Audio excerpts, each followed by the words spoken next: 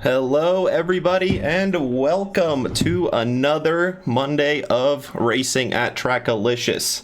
We've got the GT4 rookies coming up now, and then we've got the GT4 Open Series followed after that. My name is Kuja Terekov, first time on camera. Now you guys get to see me, and alongside me is going to be our good friend Tyler Morgan. How are you doing today, Tyler? Not too bad. How are you doing so far tonight? Can't complain myself. It's been a pretty good Monday so far. We've got qualifying starting up. So let's go ahead and take a look at what sort of action we've got going on ahead. Actually, it looks like my game is glitching just a touch. Give it just a second here. Not sure why it's not readjusting. Let's give it another second. Let's transition it over real quick. There we go. We've got the full picture going on ahead. Qualifying just started a few minutes in. Let's follow along with Mitch Nairati for the meantime. Hello to everybody in the chat. Dr. Porkchop, Doc Milwee, Alex Hansen. Thank you guys for joining us. Hopefully you guys are excited for a couple of rookie races coming up and then another 50 minutes of action up ahead. Tyler, how are you feeling about all the racing we have going on tonight?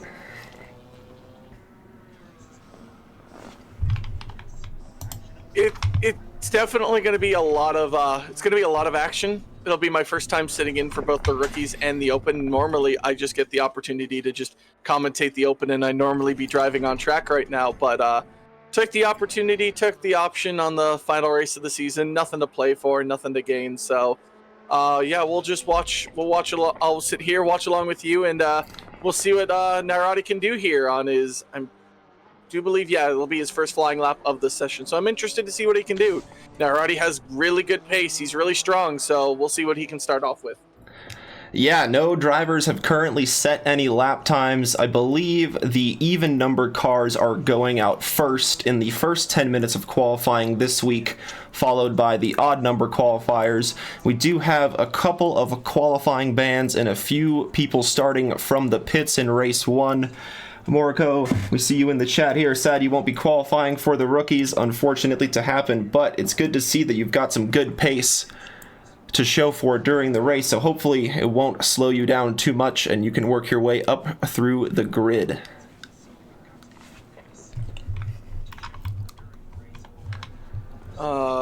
Eric saying a 20 to 30% more volume in game. Let's do that real quick.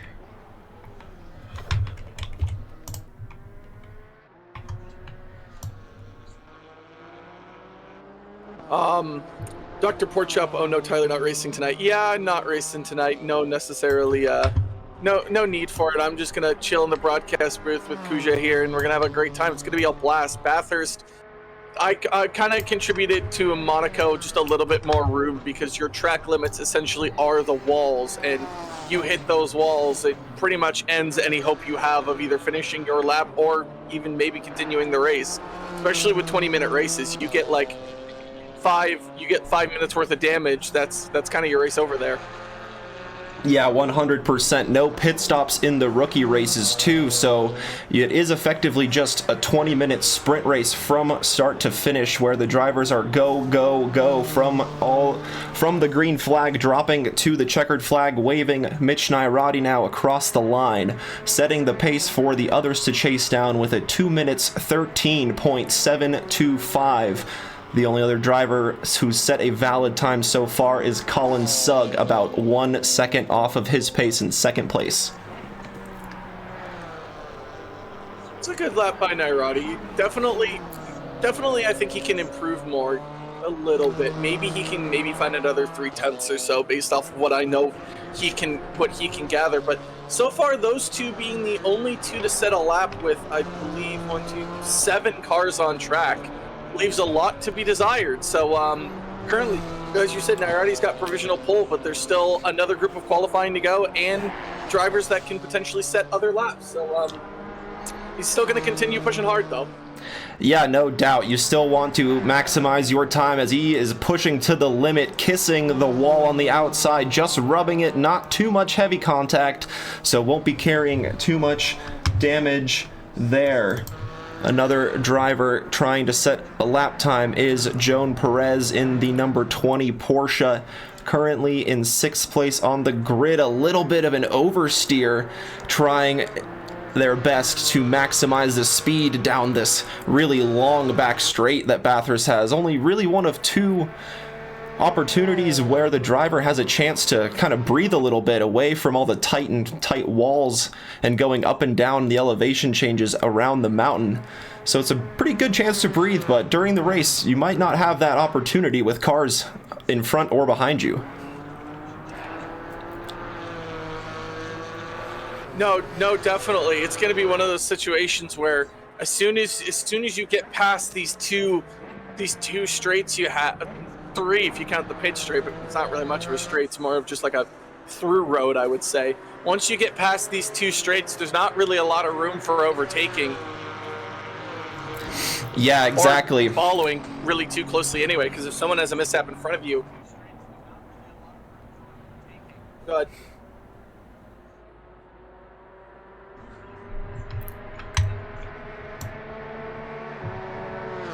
Yeah, so it kind of cut out a little bit there, Tyler.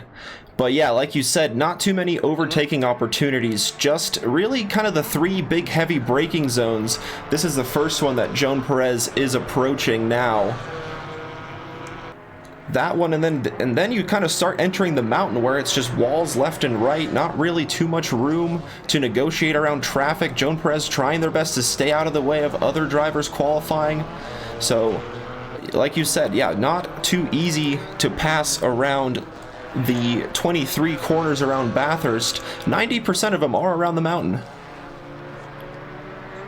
It's definitely going to be a challenge for these drivers.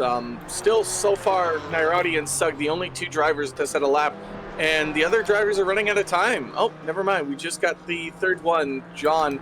7 seconds slower than Nairati, but he does have a time on the board. That's better than the other four that are currently qualifying right now. Yeah, it's better to have any sort of time than no time at all, with just 1.5 minutes left for the odd-numbered drivers to go around. Will and Go setting a valid lap time that is 21 seconds off of the pace, perhaps just warming those tires up, warming the car up, and giving it one more blast in the Ginetta. Let's go on board with the Ginetta driver actually and see how he gets on with the mountain. This is that one pretty heavy braking zone we were mentioning before they start the mountain. And now you will see the walls tighten up and the elevation gain is really going to come into play around this pretty tight hairpin, running just a touch wide, and he's going to kiss the wall. We'll see if he is going to keep going, and unfortunately that is going to be Will and Go's qualifying session done, as he is not able to set a lap. Yeah, just that kind of track around here. You tap a wall, cause it to get a bit of damage on the car, and that's unfortunately the lap done.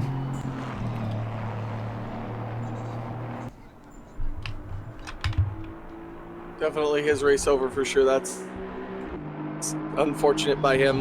Definitely wanted a little bit of a better performance, but he still's got a lap on the board.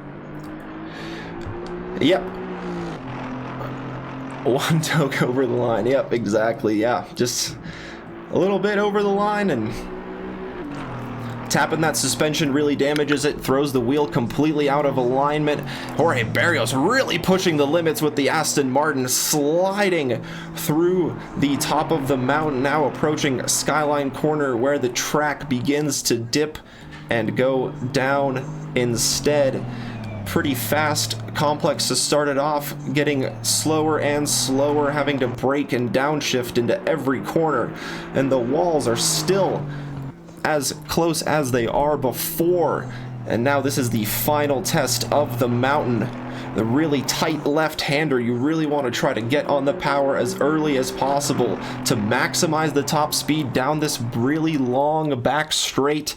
before entering the slight little kink before the braking zone, where this is a really good opportunity for drivers to line, oh goodness, to line people up. I've just had a Discord update, so we might have lost Tyler for a second, but hopefully we will be able to get him back in a second.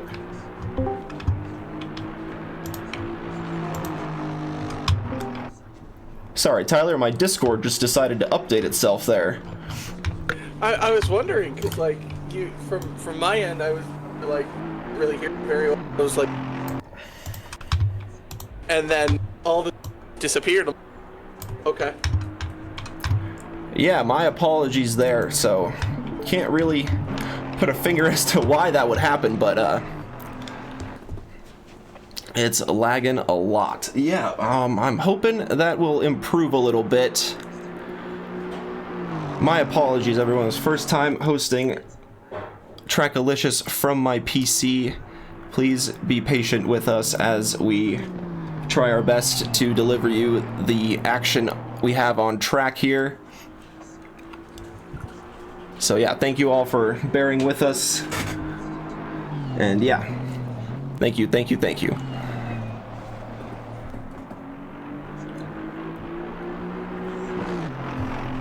Currently, as it stands right now, you got Barrios on a lap. Wasn't it the odds that's supposed to go out, not the evens? So I'm interested why he's coming out on not his time frame. But I think, yeah, I think he was just setting his previous lap and perhaps deciding not to return to the garage and driving to the pit lane instead. So I think that is what is going on there. Just 6 drivers able to set a valid lap time. Or, yep, 6 drivers of the odd number just, yeah, not quite able to put it all together for a clean lap. So, yeah, just have to wait and see how the odds get along here. We'll pick Shane Sullivan as our driver to go along the mountain with.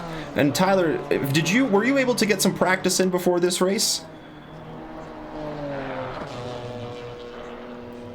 Oh yeah, I was definitely able to get some laps into the around the mountain. Some of them clean, some of them very much not clean. But I was able to get some laps around. It is a very tough track, especially through the mountain section. You have to be so careful and so precise, or else you're just eating walls for breakfast, lunch, and dinner. So it takes a lot of skill. It takes a lot of precise maneuvering, and you get, especially with the exit down this massive back straight here out of Skyline, out of the Dipper. You really got to have a good exit, or else the speed you have coming down is so compromised that it can really ruin your lap time. Yeah, indeed. It is a really long straight, like we've mentioned before. Probably one of the best overtaking opportunities on track into a really, really heavy braking zone. And I'm not too familiar with these GT4 machines, but after watching them on track for basically this whole season, it does seem like a few cars might have a pretty big speed advantage down a few straights, and that might come into play during the race. Because if they can maintain position bumper to bumper behind the car in front through the mountain, and they can just blast by the straights and take track position away. And as more of the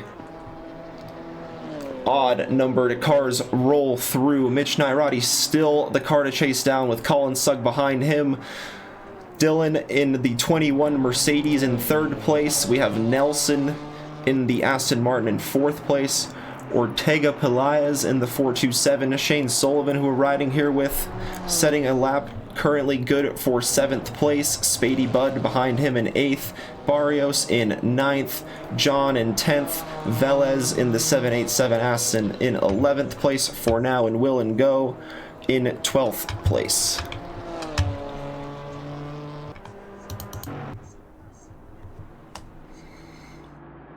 Still a few drivers rolling around the track. Andy Estevez able to set a clean lap on his lap last time around. Less than a second off of Mitch Nairati's pace at the top. We've seen him pretty close to the front before, so I wouldn't be surprised if he's going to try and push even further for an improvement and try and snag that pole position away.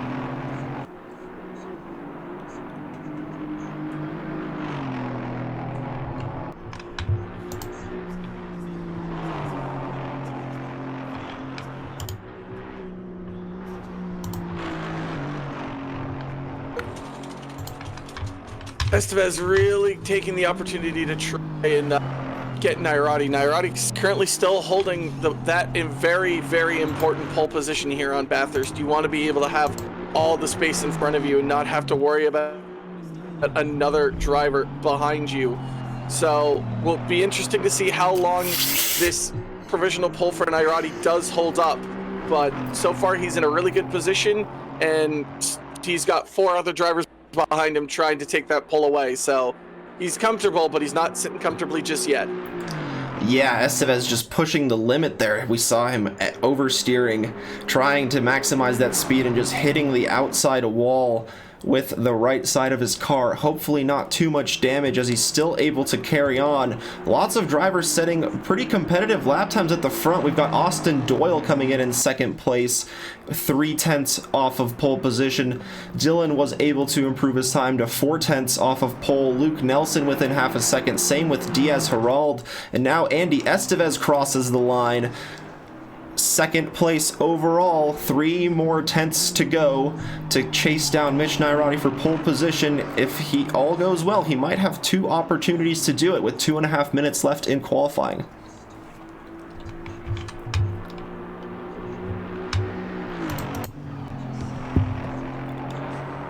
Take a look at the fellow Aston Martin driver here of Frederick Velez in the 787. A bit of scratches on the front bumper of this Aston Martin, as it appears maybe having a few visits into the walls, but still rolling out on track, trying to improve his lap time, trying to improve his position for the start of the races. Right now in 14th place on the grid, but still rolling out on track, trying to improve his lap time as best as he possibly can.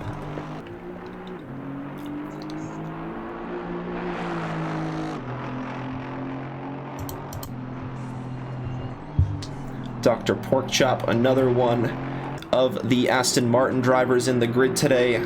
This in the 71 teal-colored GT4 version of the Aston Martin, going around the corner that we have so famously called and seen a lot of drivers oversteer out of the exit trying to get that speed we mentioned, but he was able to do it perfectly, going right to the limit of the track, taking as much track as he possibly can.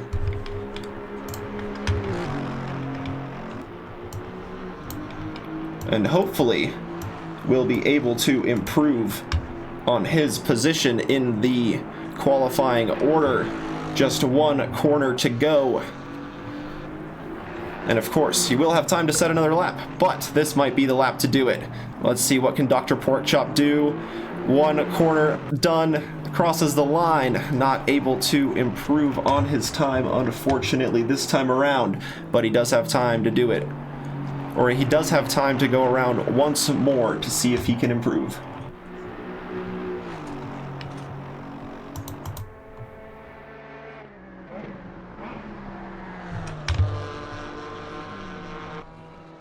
Currently, Estevez does beat Nairati out for that provisional pole lap time, as he's pulled over on the side of the track right now. I do believe his qualifying session is done. So there's not many people left that can set a lap time. Gerard, number 29, is definitely has an opportunity. He's gained a lot of time through the mountain right now as he gets ready to go into Skyline. So we'll see how he improves. But so far, Doyle, not a lot of time gained so far. He's got going through the Skyline now. So we'll see how much he can improve by. He's got to find at least 4 tenths to get ahead of Nairati. So Hopefully he can find it, but it's going to have to come in this final straight in these final few corners here. Yeah, just a few corners left for Austin Doyle to improve his position. Like you said, 6/10 off of pole position, needs about 4/10 to improve up to the top row at least to get up to second. And now just waiting for him to get down the straight and into the chicane. And just a few corners to go, running onto the grass a little bit. That's not going to help the grip, but certainly carried enough speed through it. Has a bit of an improvement going at the moment. Just one corner to go in the purple, black, and silver Porsche. What can he do? He improves his time, but unfortunately not enough to improve his position. Diaz Geraldo behind him takes second place away from Nairati on the line, and those two lap times are incredibly close. We have an absolutely tight battle at the front there.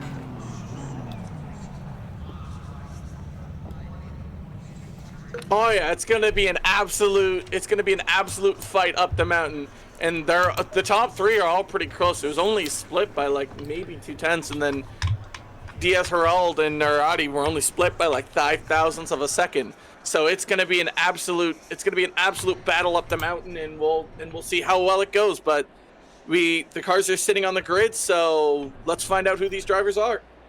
Indeed, let's take our grid walk now. We will start at the top with Andy Estevez. Let me see if I can get a better look of these cars and their liveries. We'll go from the side like this.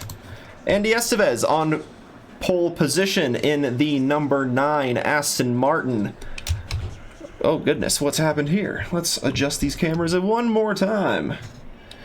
I don't know how everybody does this grid walk so well, and they are able to follow the car so perfectly. It's my first time doing it.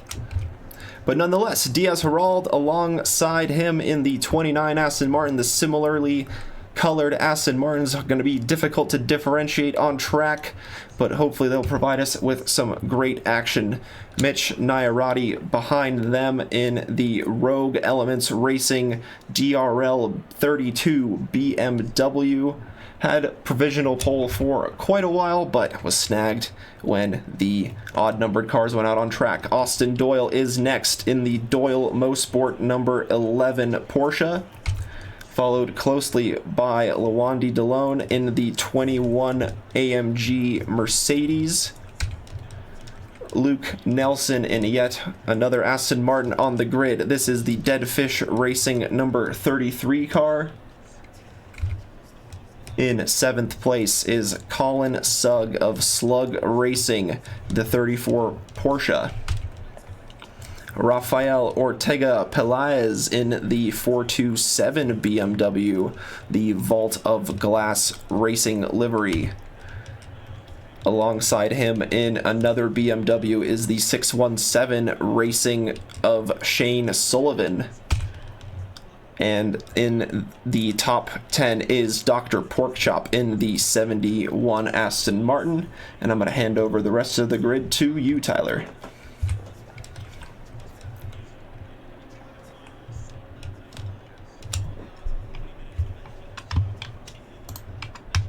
Oh, goodness. Having a hard time picking you up. Sorry, nope. Oh, no problem. That was on my end.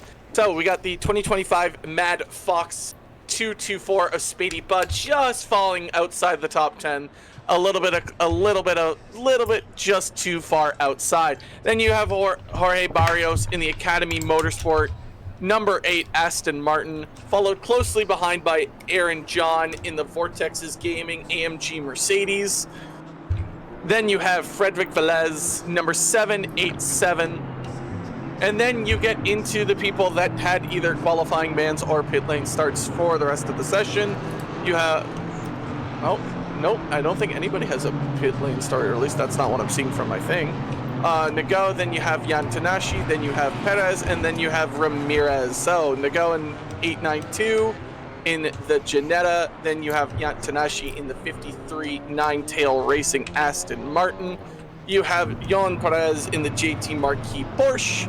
And then rounding it all up in an Alpine, you have Emmanuel Ramirez, sorry, in the 157 Alpine. Quite a lot of variety on the grid today. You like to see all the different manufacturers represented.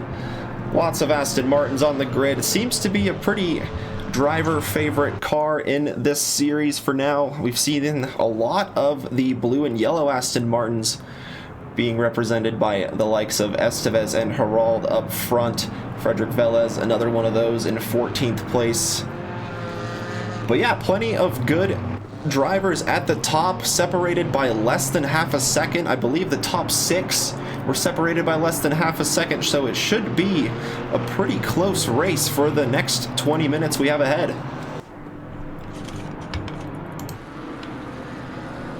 Oh, it'll definitely be a blast. It'll be a blast here as the drivers make their way slowly up the mountain for the formation lap. And this is just to get the tires warm, just to get loose, just to breathe, have your own moment in the sun here, and just try and relax. Remember that as much as this is a 20-minute race and it is a little bit of a sprint, we are in the mountain, we are at Bathurst. One small mistake could mean the end of your race, could mean the end of your session. So it's important that, especially during the first lap, you just take it nice and easy. Don't try and get involved in any incidences, no contact whatsoever, just nice and easy down the mountain. And then once lap 2 comes, then you can open up a little bit more aggression, but you gotta choose your spots carefully here. Yeah, of course, the famous saying to finish first, you must finish, and that is going to be the motto today, especially around the mountain with how many walls there are. We can see from the helicopter cam just how narrow and tight it is going around there. Not a lot of breathing room for cars to go side by side. So we'll see if any drivers are brave enough to take on any battles up the mountain. Drivers up ahead, weaving, getting prepared, getting any last minute heat they can into the tires, into the brakes, letting themselves get adjusted to the grid around them as well. And yeah, we've seen some pretty close racing. Tyler, what are you predicting for the next 20 minutes we have ahead?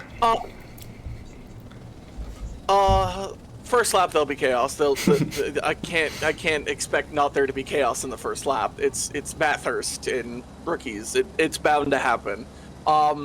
I honestly think we'll see a surprise. We'll probably see Porkchop, Sullivan, Bud, probably one of them in the top 5.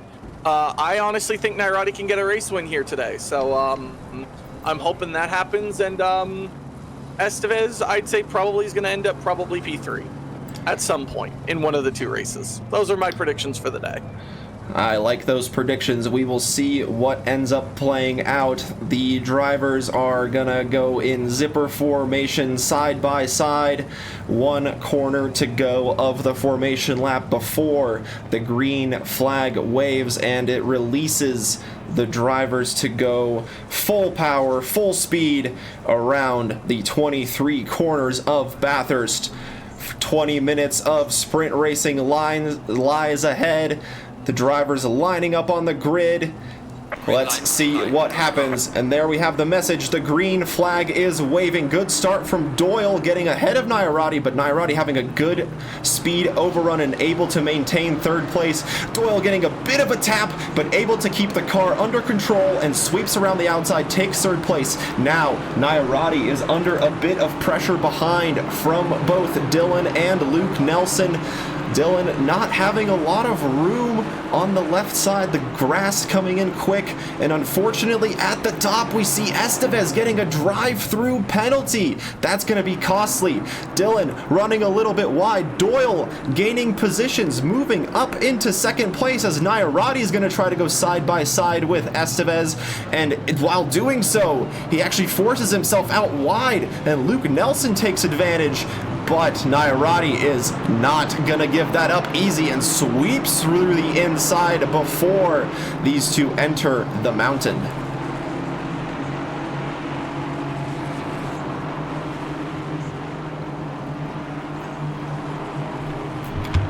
top three breaking away a little bit from the pack behind. Diaz Herald under pressure from the Porsche. Can he get it done through Skyline?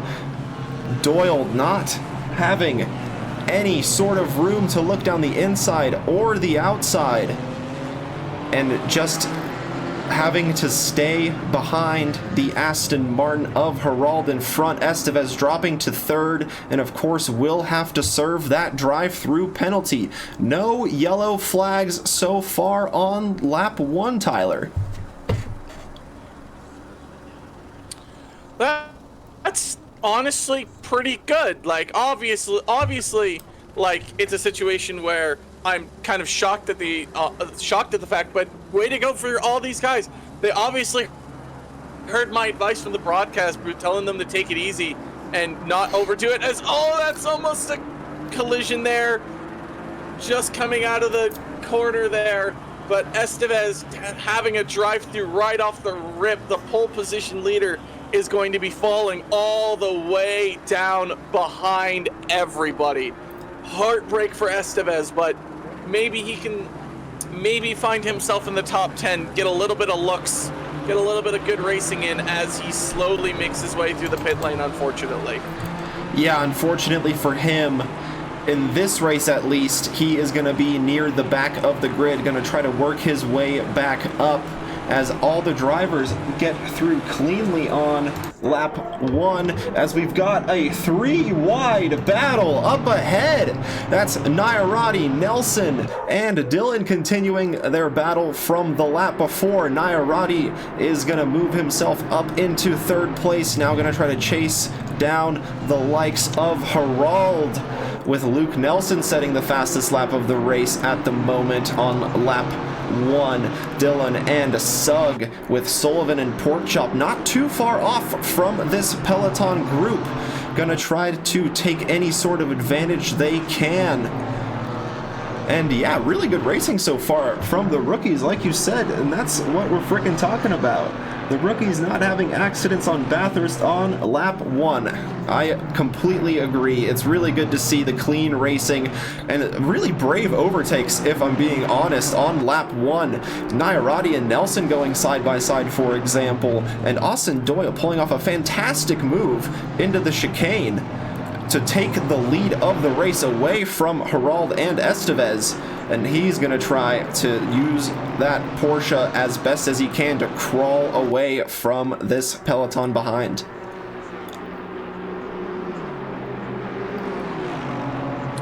It's definitely going to be a situation where they're going to keep battling, and it's just going to be more and more battles as you have a Dylan here. Oh, that's a bit of a dive there. As he goes off track, he might lose some positions getting back on track, and sure enough, he will. He'll lose about 2 or 3 positions there. But Estevez has a nightmare race right now. He had a drive through to start, and obviously he's done some speeding in the pit lane because he now also has a stop-go 30. So his race 1 is something of nightmares right now. So I wouldn't condone it, obviously drive to your heart's content, but I think this is a sign from the gods. Sorry, you kind of cut out at the end there. Yeah. Race 1. Yeah, you I mean, there's a whole second race up ahead, and he keeps his position from before. This battle's continuing between Lawandi Delone and Mitch Nairati for the last step of the podium. The Mercedes not able to do anything to get by the BMW. We saw after that back straight, Luke Nelson trying to pull off a really opportunistic move, diving to the inside, but just diving a little bit too late, having to take to the grass. But now, just losing a few positions, we see that black Aston Martin just a little bit behind Sugg's Porsche. And so we'll see how the Mercedes is able to deal with this now without having the Aston Martin of Luke Nelson nearby.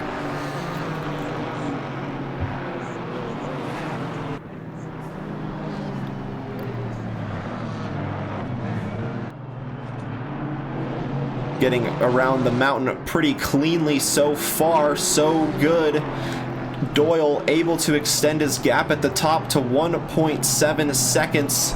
Luke Nelson trying to go for an opportunistic move on Sugg in the Porsche behind. He's not able to do so, as these four drivers are going to approach the back straight one more time. Doesn't look like DeLone is close enough just yet to pull off a move, but as the chat says, the AMG is pretty OP at Bathurst. So we will see how well the BMW of Nairati is able to defend, as he himself runs a little bit deep into the corner, but is able to park the BMW perfectly to where the AMG cannot get by. Yeah, that BMW is an absolute massive tank. You're gonna have to find some pretty interesting places if you want to overtake him. You just gotta really throw that AMG into that BMW and just hope that you make the overtake safely. Of course, this is an opportunity for I can butcher that name, DeLone, to really get a chance on Nairati here. He's really got to take this opportunity. They're going to go side by side.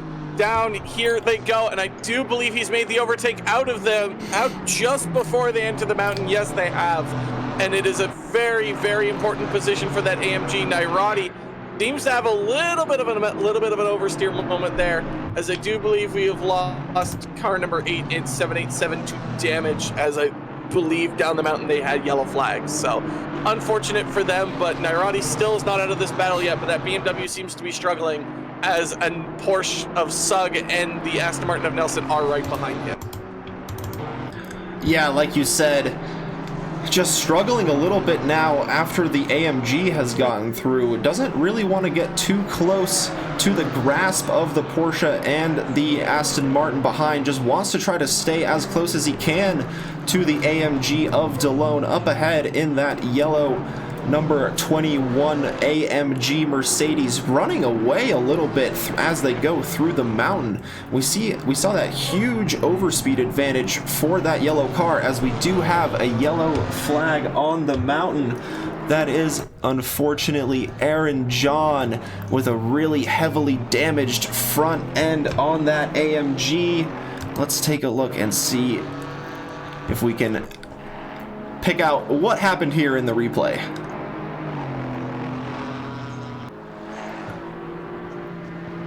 He's just going around the mountain on his own.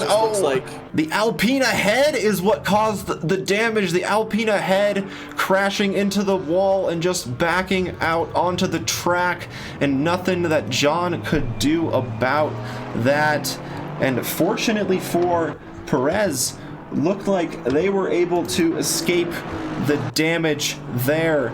Luke Nelson was behind the Porsche, and the BMW has now jumped both of those cars to move his Aston Martin into 4th place overall. Gonna try to chase down that yellow AMG in front now, with having to deal with a little bit of pressure from the Porsche and the BMW behind.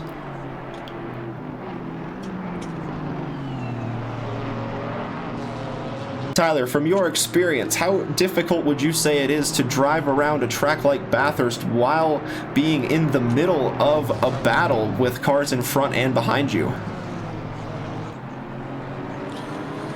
It's definitely a difficult thing. Sorry, frog in the throat. It's definitely a difficult task, because you want to be able to make the overtake ahead of you, but you also have to worry about defending from behind you.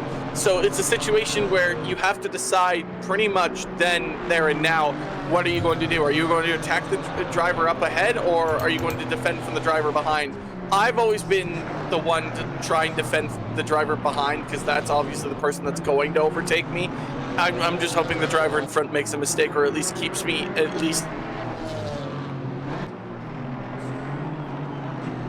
I do not envy Sugg's position here, having Nairati, who I know personally as a driver that will take the slightest bit of space.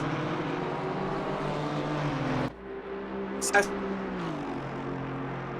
Martin of Nelson, he is not in an advantageous position here.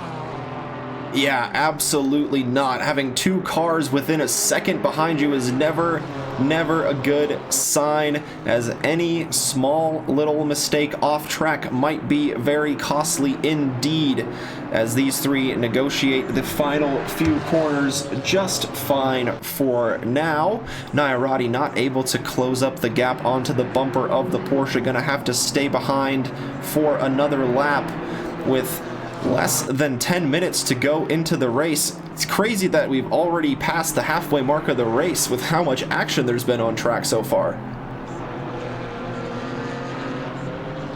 It's definitely been, I honestly have not looked at the time very much at all. It's definitely feel like it's flown by, especially when you're in the car, especially for me in my case with the rookies. We're gonna have a side-by-side battle here as Sugg does look for the overtake on Nelson. Nairati trying to get a piece in, but there's just no room here. So they're going to go side by side. They do make contact that's going to put Sugg into the wall. Nairati might benefit from both spots here as they're going to go side by side as well. Up this position. Can they do it safely? It looks like Nairati's going to take the outside with Nelson taking the inside. That's going to transition back for the inside to Nairati and outside for Nelson. And it does look like they're going to keep going side by side here. The wall's going to decide who's going to take this. And Nairati will take both positions after Sugg and Nelson come into contact in Coffin's corner. That was what an absolute amazing battle that was. That was absolutely epic. Slinging it around the outside of the tight left-hander to then take the position on the inside for the next two corners going up the mountain. That was absolutely epic stuff. You would not think that these drivers are rookies with how they are racing around the mountain so far. Absolutely epic battles going on all throughout the top 10. Wow, it's just so hard to keep up with it all. This is Will and Go working his way up through the field after starting a little bit in a disadvantageous position closer to the back of the grid, all the way up to 8th place in that Ginetta, trying to chase down the BMW of Sullivan ahead, but it seems like that BMW just has immense straight line speed. The BMW, not really known for its straight line speed, is doing work here. So, but that Ginetta is just all kinds of better in the corners. So, as much as Sullivan will have the opportunity down the straights, I have a feeling that Go will complete this overtake very, very shortly, as he almost takes a look for it there actually into turn 1, but he'll have a better opportunity in turn 2. Let's just see if he hits the rev limiter on that thing. Yeah, let's ride on board with the Ginetta just to see. Look at that BMW. It almost just looks like it's pulling away. Even though the Ginetta has the slipstream, the BMW giving absolutely no chance for the Ginetta to catch up and make any sort of opportunity, at least down the straight. But those wiggles are not going to help Sullivan in this battle, as they're going to go side by side. And in fact, Ngo is going to take the position around the outside. Shane Sullivan taking the smart move and just backing out of that one. Yeah, as a driver, you kind of decide what, especially starting sequence, what your battles are going to be, like who you're going to end up driving. In my case, I'd probably be driving somewhere between 11, 12, 13. So you pick those drivers as drivers that you need to watch out for. And guys like Doyle, Herald, DeLeon, Nairati, I don't really, like, if I'm near them, I'm not going to fight them. They're not my battle. If I'm somehow ahead of them, they're not my battle. I don't want to fight too hard or too much and put myself in a position where I'm going to end up worse off. So honestly, I credit Sullivan there for knowing that, realizing that the Go might not be his battle, and focusing on the battle with Porkchop behind it. Yeah, speaking of that battle we've got going on, Porkchop getting closer and closer to the bumper of Shane Sullivan. Down the straights, we saw the BMW have a speed advantage over the Ginetta, but the Aston is doing quite the opposite and closing that gap really effectively down the straights, using the slipstream to its advantage and just perhaps having a bit more power than the BMW and the Ginetta.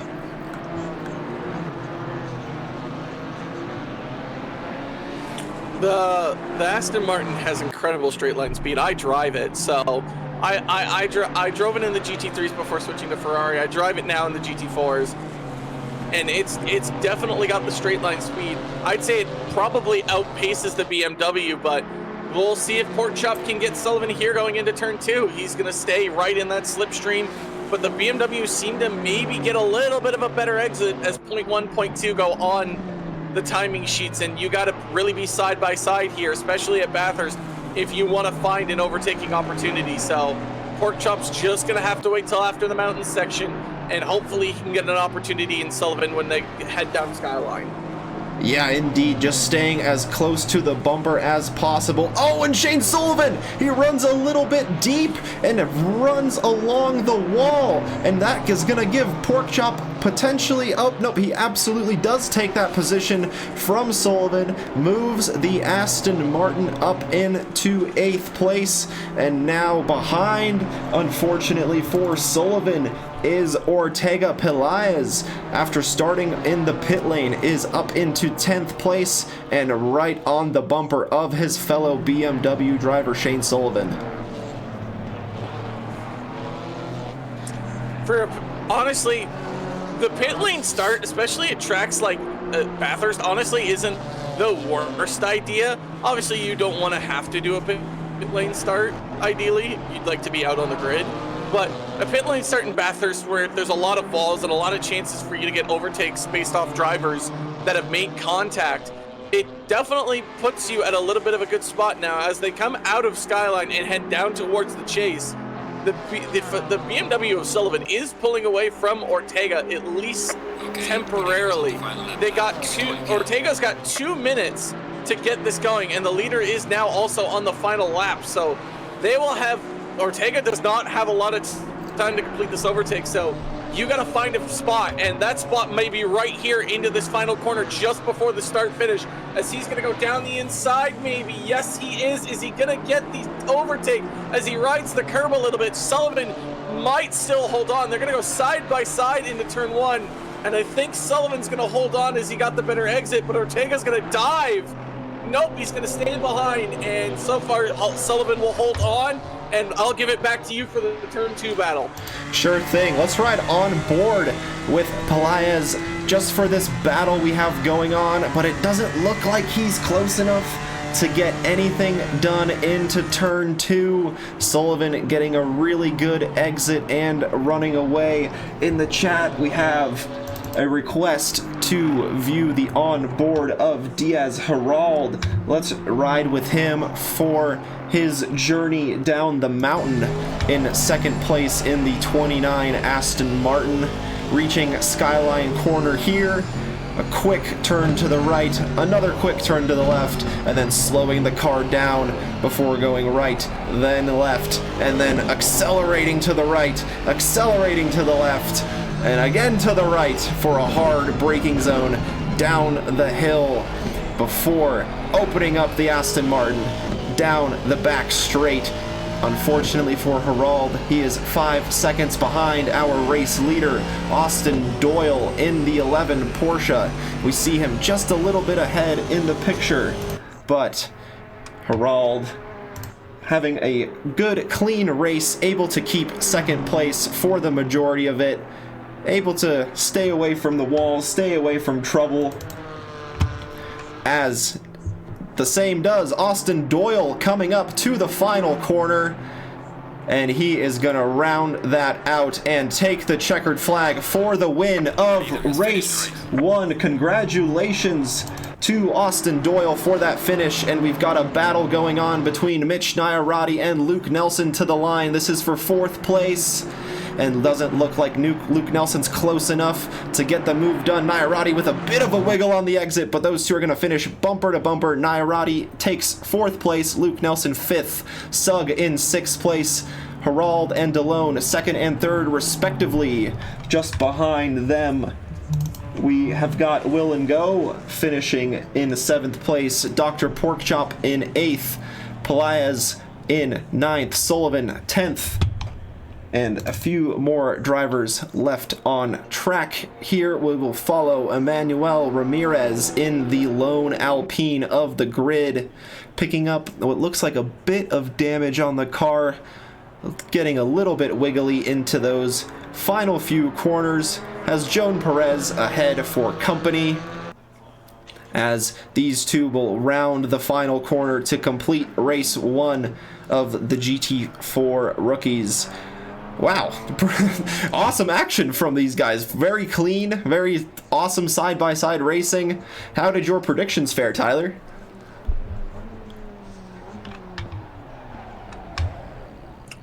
Well, my prediction didn't seem to work out all too much. Nairati didn't win the race, and Estevez is down in 12th. He had a drive-through and then a stop-go.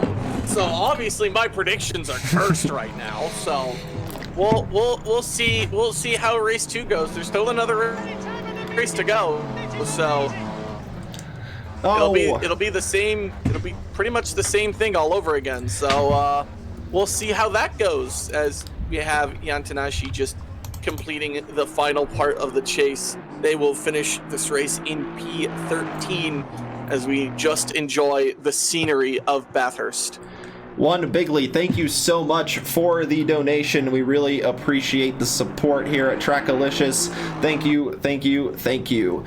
And to everybody watching in the chat, we have completed our first 20-minute race of the GT4 rookies, but lucky for you guys, we've got another one right up ahead, with Doyle leading race 1 pretty much from the start. Has had an amazing overtake around the Aston Martins of Estevez and Herald, and really never looked back. Took the fastest lap as well, and now we have the opportunity to do it all over again. And so let's remind ourselves of the starting grid, and this time, Tyler, we will start with you. Alright, so hopefully Estevez will have a better opportunity this time and not get a drive-through and a stop-go right off the rip. So that way we can enjoy all that he has to offer us. He will start P1 in the number 9 Aston Martin. And then we got Herald in number 29 Aston Martin. Both look the same, but however, they are completely different drivers. Herald found himself in a little bit of a no-man's land situation, but still up in the podium places after race 1. Nairati finished just outside the podium in P4. Had a few mistakes, but probably one of the more better overtakes I've seen through the mountain section in the last race. He currently sits P3. Doyle, who got fastest lap last race and the race win, currently sits P4. De Leon is up in P5, the number 21 Aston, that's not an Aston, that's an AMG. What am I'm so used to seeing Aston Martins here in Trackalicious. Then we got Luke Nelson in the number 33 Aston Martin, Dead Fish Racing. Had an amazing battle with, I believe that was Sugg and Nairati, so maybe he can hope for that again soon. And actually, Sugg's going to keep him for company. Sugg is in P7 in his 34 Porsche. Then we have Ortega in P8, not having a pit lane start this time, it seems, or at least I hope he doesn't have another pit lane start. He will sit P8. Then you have Shane Sullivan in the 6-1 Racing 617 BMW. I almost said BMG. I'm all over the place right now. Then you have Dr. Porkchop in P10. And he found himself in some few minor contacts, but nothing too much to worry about. And you gave me the second half in the first, I'll give you the second half in the second. Sounds good to me. Spady Bud, didn't really mention him a lot during the race, but able to finish out in race 1, starting in 11th in race 2. Just behind him in 12th is Jorge Barrios in the number 8 Academy Motorsport Aston Martin. Aaron John, who we unfortunately saw have a little bit of an incident in the mountain, just picking up a car that had spun in front of him. Not much he can do. Hopefully able to avoid any incidents in this race.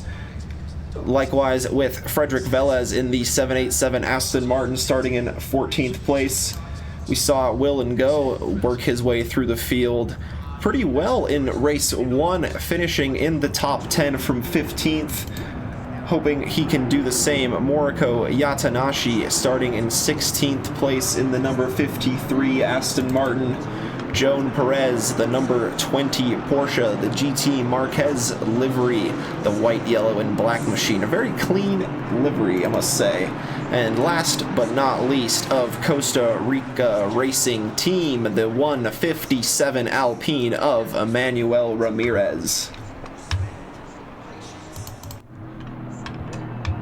And that rounds out the grid as they get rolling for the start of the formation lap.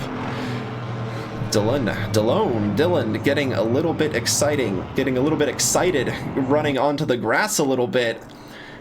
Lucky enough not to oversteer the car into the wall. I've seen that happen a few times where on the formation lap you just get a little too excited, weaving the car side to side, lose control, tap a wall, pick up a damage from lap 0, and have to carry it through the rest of the race.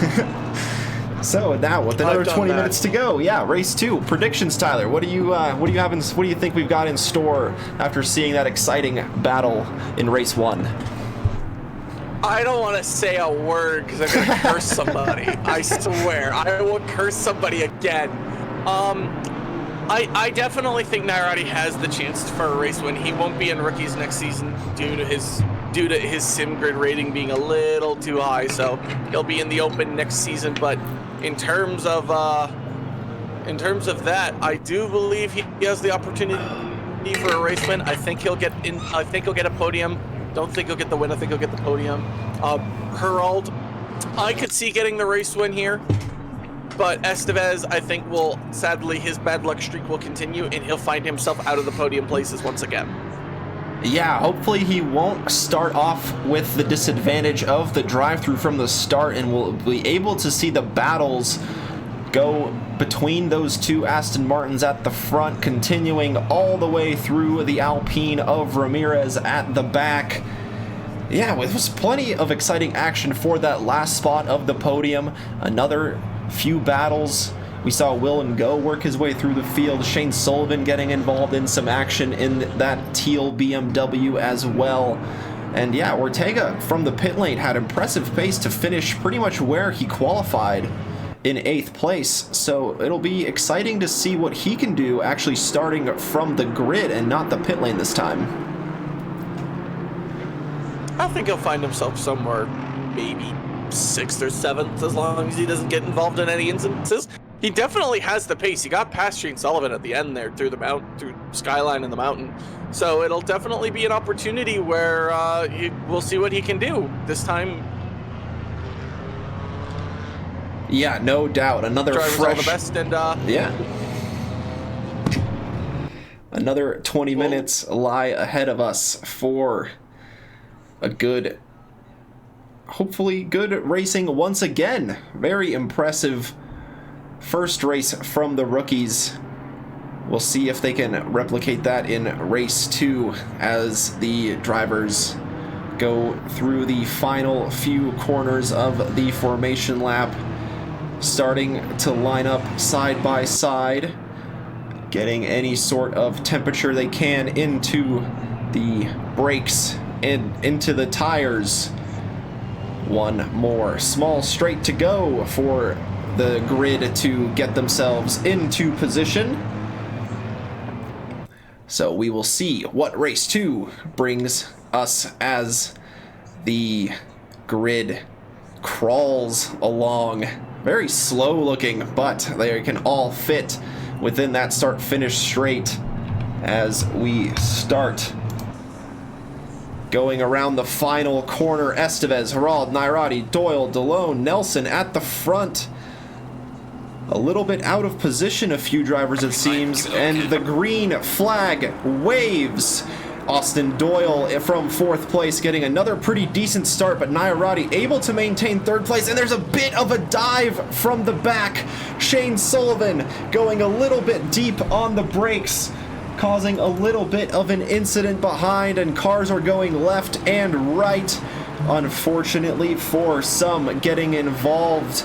in that lap 1 incident. Moriko Yatanashi and Will and Go getting through a little bit more cleanly than the rest behind. We'll take our focus back to the front as Austin Doyle worked his way up into 2nd place. Nairati dropped into 4th place, and I believe that is Estevez maintaining the lead with Diaz Herald falling to 3rd place. And another good start from Doyle, Tyler.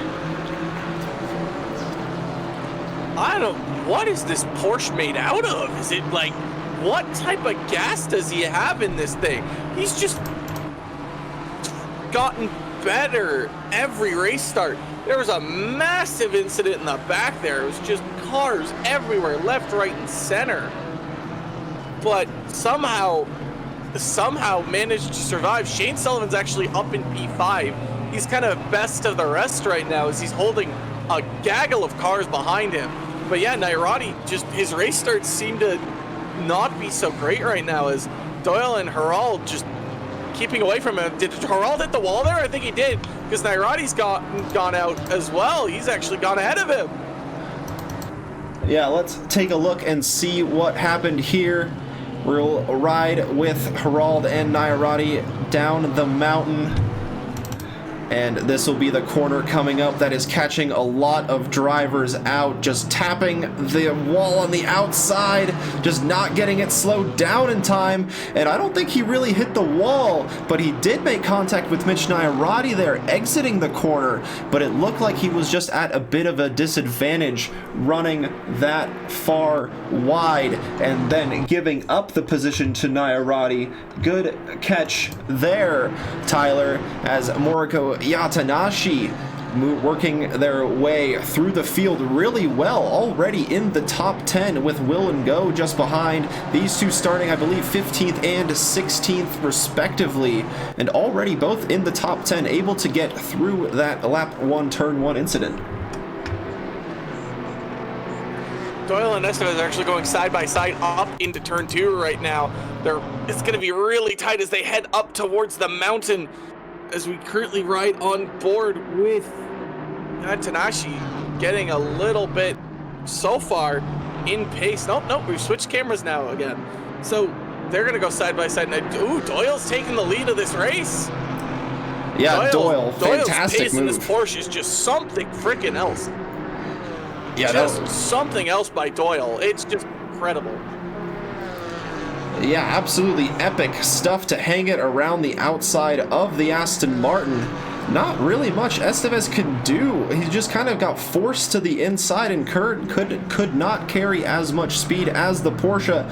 And we see Doyle once again moving up into the lead of the race early on, able to get around the Aston Martin of Estevez, who fortunately does not have a drive-through for being out of position this time, so he will be able to keep this battle going for the remainder of the race.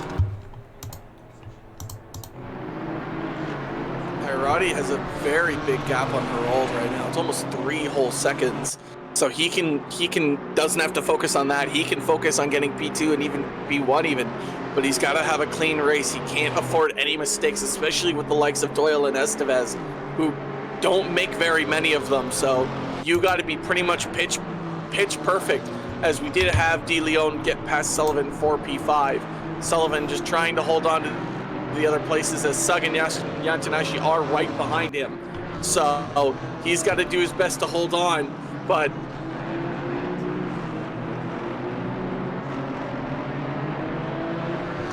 yeah, there's a big pack of cars charging behind the BMW of Sullivan. You've got Moriko Yatanashi. And we've already had so much action. Oh, absolutely. So much action indeed. I'm not sure what's going on with the Discord, but I'm having a few cuts of my own. My apologies there, Tyler, for those incidents here, but yes, Yatanashi behind Sug having a pretty good run down the first straight, but Sug really confident on the brakes of the Porsche, not giving anything, as Sullivan running a little bit wide into the wall. Might give Sug a look on the inside. Oh, and there's contact between the Porsche and the BMW, and they're both still facing the correct direction and able to keep the cars going, just losing a few positions. Two cars going into that corner is pretty costly most of the time, as it's really hard to maintain the speed around the outside without cutting too far into the inside, as that is the BMW of Ortega Pelaez running into the wall, jumping up on three wheels, giving the inside to the the Porsche of Sug. Goodness, I'm getting lost for words here, just getting all mixed up in all the action going on here. Hard to keep up with it all. Sug, though, still on the tail of Sullivan after those two made contact into the tight corner as they started the mountain, and the battle is going to keep going as they get back down it once again.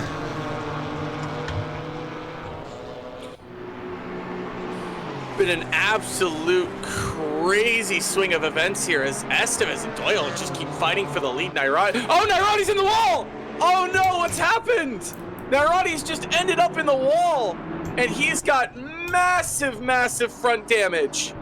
Oh my goodness, what happened there? Oh, he just oversteered on the exit and wasn't able to get the grip and hit the part of the wall that's just a solid concrete barrier.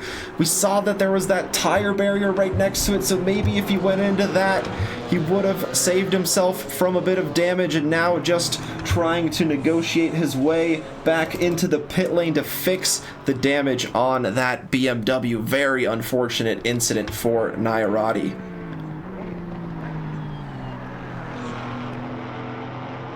I'm cursing all the drivers I predicted. I'm so sorry for all the drivers that I predicted here, as I seem to be cursing them all. So it's now just Doyle and Estevez to fight for the final race win of the season in race 2. So who is going to take it? Put your predictions in the chat. Is it going to be Estevez or is it going to be Doyle? Oh, Doyle tags the wall! Oh my goodness! He's kept it going, but the walls are unforgiving here at Bathurst, and it just seems to just take no prisoners as Estevez's lead now jumps over a second. Doyle's gonna have to do a lot in that very small Porsche to try and get to the very big Aston Martin, but he's still got 10 minutes to go. It's just heartbreak for Nairati, as he could have been here, he could have been in this moment, but he just hits the wall. Yeah, just I think someone moved those walls just a little bit for race 2, just to make it a little bit tighter, just a little bit more action for us here, as we weren't seeing this kind of driving from Doyle in race 1, able to maintain that lead from the start, and now struggling a little bit. And yes, we do in fact have a commentator curse counter, and it is now up to 114 times total. And we are bringing those numbers up here today once again. And yeah, they don't really talk about the psychological impact that it has on a commentator to deal with living with the commentator's curse. Providing all of the action on track and discussing all of that is the easy part of the commentator's job. The hard part is living with cursing all of these drivers. And once again, Estevez and Doyle pushing the limits of the track. Estevez running a little bit wide and Doyle following him, but even more so with all four wheels into that gravel trap on the outside of turn 1. Quick swap as Yatanashi, Herald, and Nago are actually having a massive fight down into turn 2 here. It's an absolute war as they're going to go side by side here. Who's going to win out? I do believe that's going to be Yatanashi still holding off Nago and Herald. Herald's just like, get me out of here, please. I do not want to deal with this battle anymore. There's still 10 minutes to go. We've had the amount of action we've had in 10 minutes in this race is like the entirety of the action of the last race. So it's just mind-boggling how much has happened in such a short time span. Yeah, just over the halfway mark of the race as Will and Go running over the curb, almost jumping the Ginetta onto two wheels. No! Yatadashi running over the curb, losing grip on the rear, but able to keep the Aston Martin pointing in the right direction. How did they do that? That was perfect driving. Just taps the wall and holding the brakes perfectly to avoid Will and Go and not even losing a position behind a Spady Bud. That was textbook recovery from Moriko, unfortunately picking up a little bit of damage to the front of that Aston, but it is not as costly as it could have been. Wow. That's Save of the Year nominee right there. That I lost breath. I lost the ability to breathe after that. I saw them tag the wall, and I thought that was it for Nago. Based off of the trajectory and the position of that Aston Martin, what a save by Yatanashi. That was incredible. Props to them. That was insane. I actually have no words for that. That was insane. That was mind-boggling. Yeah, like just picking up that slight damage is all that cost the Aston Martin in one position to and go. But yeah, just tapping the wall, getting the Aston pointed back in the correct direction, and importantly, not taking out any competitors from the coming up behind back through the mountain as well. So props to Moriko for that fantastic bit of driving display and still maintaining 6th place nonetheless. Very good drive from them, starting all the way from 16th on the grid of race 2.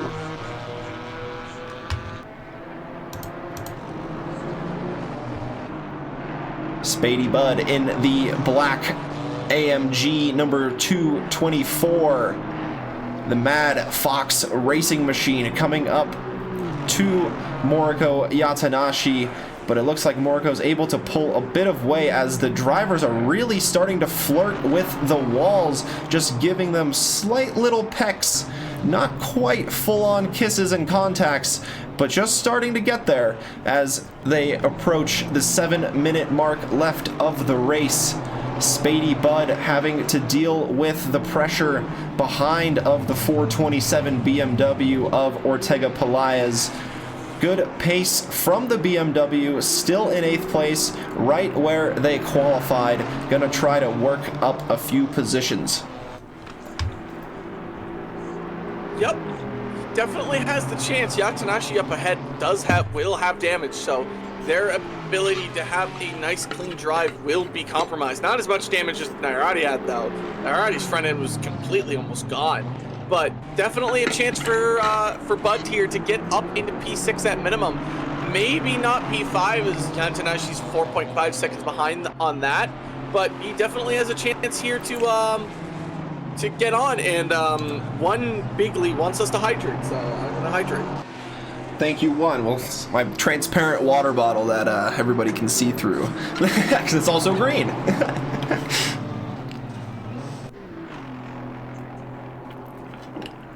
Thank you very much for that. And another comment saying, I've always felt race 2 gives more action than race 1 since the drivers are more comfortable and more eager to take risks. I 100% agree. They are much more comfortable with the track that they have. They know their race pace.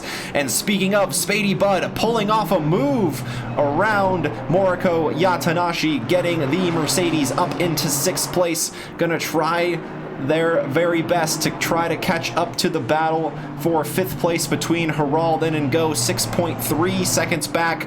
Moriko gonna try to stay as close as possible to the Mercedes in case any mistakes happen. And speaking of that battle for 5th place, let's hop ahead with Herald with Go right behind, applying the pressure as they go down the mountain. Going down Skyline here, it's going to be twists and turns through the S's, tight things. You want to be able to follow the car ahead, but not hit them. Just stay nice and calm, cool behind. Figure out a place to get an overtake done, and Ortega gained 2 spots there. We'll worry about that after. But Nago has an opportunity. The Aston Martin's just going to pull away from this Ginetta. It's not even going to be close, but Nago's going to try and stay in the slipstream to give himself at least a chance going into the 2 sections where you can overtake here through the chase and then out of the chase. So Herald definitely seems to be getting away right now, but Nago's not letting him get away too far. He says, come back here. You and I need to have a chat about who is going to take that P4 position. Yeah, we saw in the last race the Ginetta just not having the straight line speed of the BMW who they were fighting with in race 1. But now Herald making mistakes on the exits of corners, and that is costing him precious speed down the straights where the Ginetta could potentially pounce. Let's take a look and see what happens here. The Ginetta is going to pull off to the outside. Herald covers the inside very well, but it looks like the Aston just has a great straight line speed advantage over the Ginetta and is able to maintain 4th place ahead of Will and Go. Question in the chat, is this console? This is on PC. And I know there are leagues that do run on console, but I believe this is PC only. Tyler, correct me if I'm wrong. I'm pretty sure it's PC only. I don't think it's console. Nago definitely is going to have his best chances here through Skyline and through the mountain, but he's going to have to keep it clean. He is running out of time, though. There's 3 minutes left to go in this race, and he is trying to find every single advantage he can on this Aston Martin in the corners where the Ginetta is much stronger, but he's, like I said, he's running out of time. So opportunities are going to be few and far between, and once we get to this straight, that Aston Martin's just going to pull away. So he better stay as close as he can, and maybe, and even going side by side down that other straight, you saw that it was just can't overpower that Aston. He almost needs to stay in the slipstream and make the move at the very, very last moment. Yeah, we've got a yellow flag for Fred Velez, the 787, just facing the wrong way at turn 2 and just deciding to go back to the pits. But the battle for 4th place continues on with 2 minutes to go. I believe we will have, this should be this lap +1. We'll see how the lap time of Estevez turns out, but it looked like as he crossed the line, he had margin just for this lap, and if he chooses to maybe slow down a touch, this might be the final lap of the race. But yeah, like you said, not very many chances for Will and Go to get the move done. And let's take a look from the back of Diaz Herald and see how close Will and Go can get to the back of the Aston Martin. Nago had a better exit. He's within 1.2. If he really, really wants to, he can at least make this close through the skyline and through these corners here. Oh, he did get a little bit of a better exit. He's going to go try and round the outside here of Herald, and he may find that opportunity, but the Aston Martin just blocks it really well, blocks the entirety of the track almost. Doesn't give Nago any chance, any opportunity, but Nago's just going to have to hold here. He's just going to have to wait. There's going to be a mistake by Herald eventually. I'm calling it now. There'll be a mistake, and we'll take advantage, but let's see if Herald can prove me wrong. Using the commentator's curse to your advantage, I see. Learning to go with the flow as these guys are flowing around the mountain. Now, just having to go back down, maybe for the last time of this 20-minute race.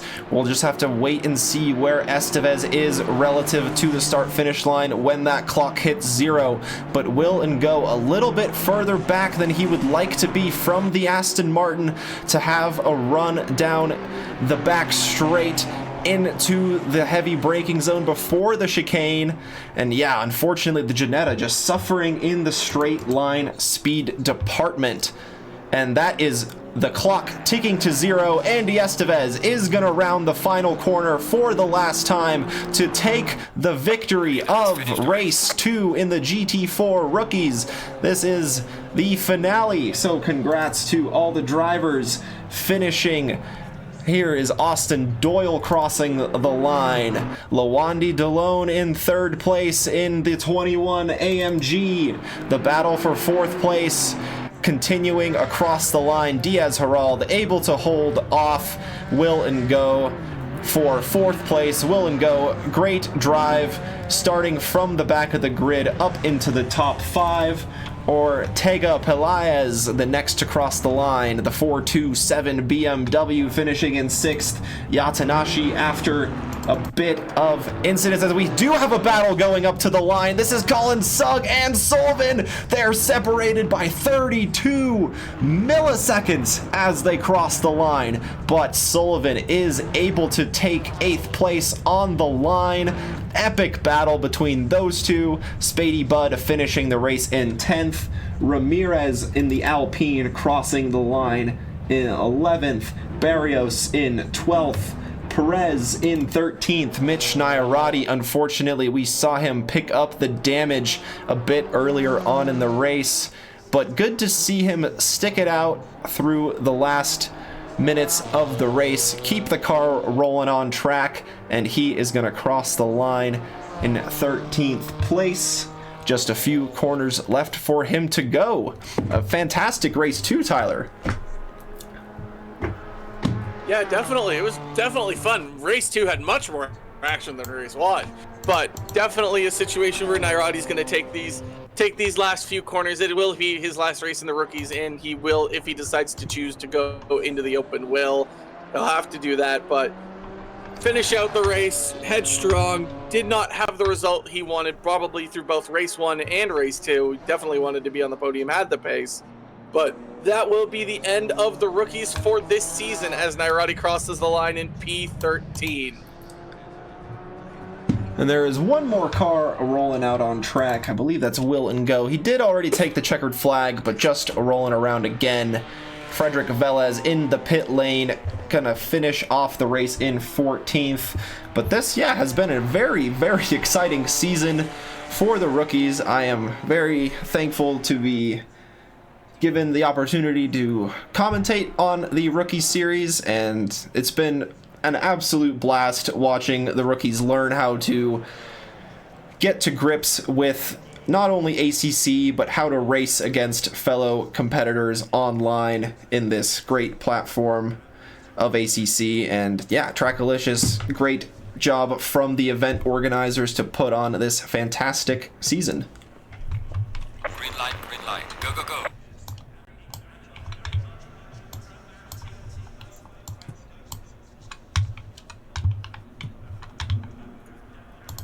Go back to our lovely studio here.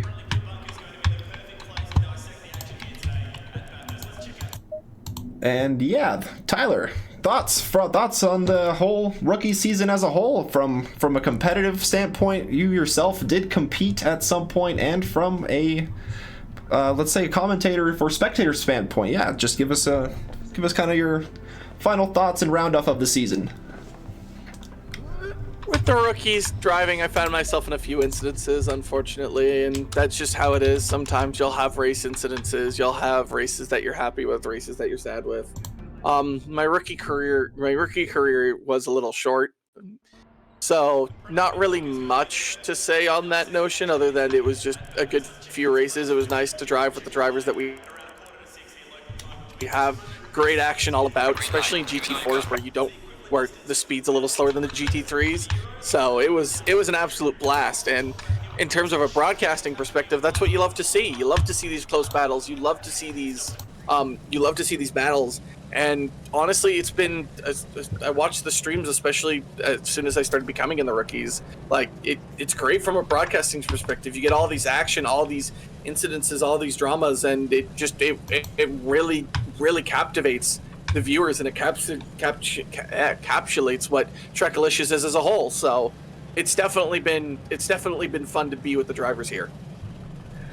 Yeah, no doubt, 100%. And if any of the podium finishers from the last two races want to join us in the green room, we can pull you on up for a few interviews, few questions, kind of you give us your recap of the rookie season as a whole. So yeah, more than welcome to join us for that as we get ourselves set up for the 50-minute race ahead around Bathurst in the GT4 Open Series.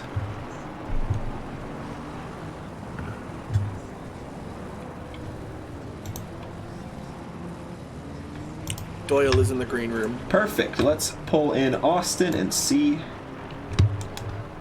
Oh goodness, maybe I cannot. I'm gonna try my best. Let's see here. Here we go. Here we have the winner of race 1 and second place finisher of race 2, Austin Doyle. Congrats on your podium finishes. Talk us through race 1. How did it go from your perspective? Race 1 was really fun at the start. Lap 1 was a bit hectic with the two Astons and the BMW. Really just try to get a good start, and I knew I had good pace based on practice. So I knew I had the pace to fight with the two guys that qualified, with three guys ahead of me in qualifying, and really just tried to get up there, and I got to the lead, and then just tried to stay there and pull a little bit of a gap. Yeah, we saw some brilliant moves around the mountain, especially at Bathurst. Not the easiest place to overtake. How were you able to get those moves done around such a tight quarters?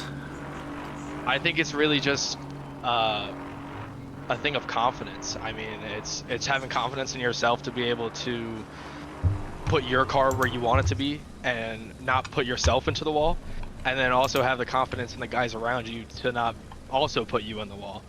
And being able to be around guys that you have that confidence in just makes it a lot easier to go for those, what some people might call risky passes. Yeah, 100%. Race 1, we saw pretty much no incidents through the first few laps, so that just goes to show you how much improvement the rookies have done overall. And Austin, yourself is considered in this conversation. How have you seen yourself improve throughout the season? I think overall, when I started this, I think halfway through the season. I really came in not knowing what it was going to look like for me. And I definitely think that my biggest improvement has been race pace. I think I've had the 1 lap pace from the start of this, and I've been able to put myself up front in qualifying, but it's been a matter of staying consistent in the races. That has been my problem, whether it's the first race of the season. I know I went up on 2 wheels and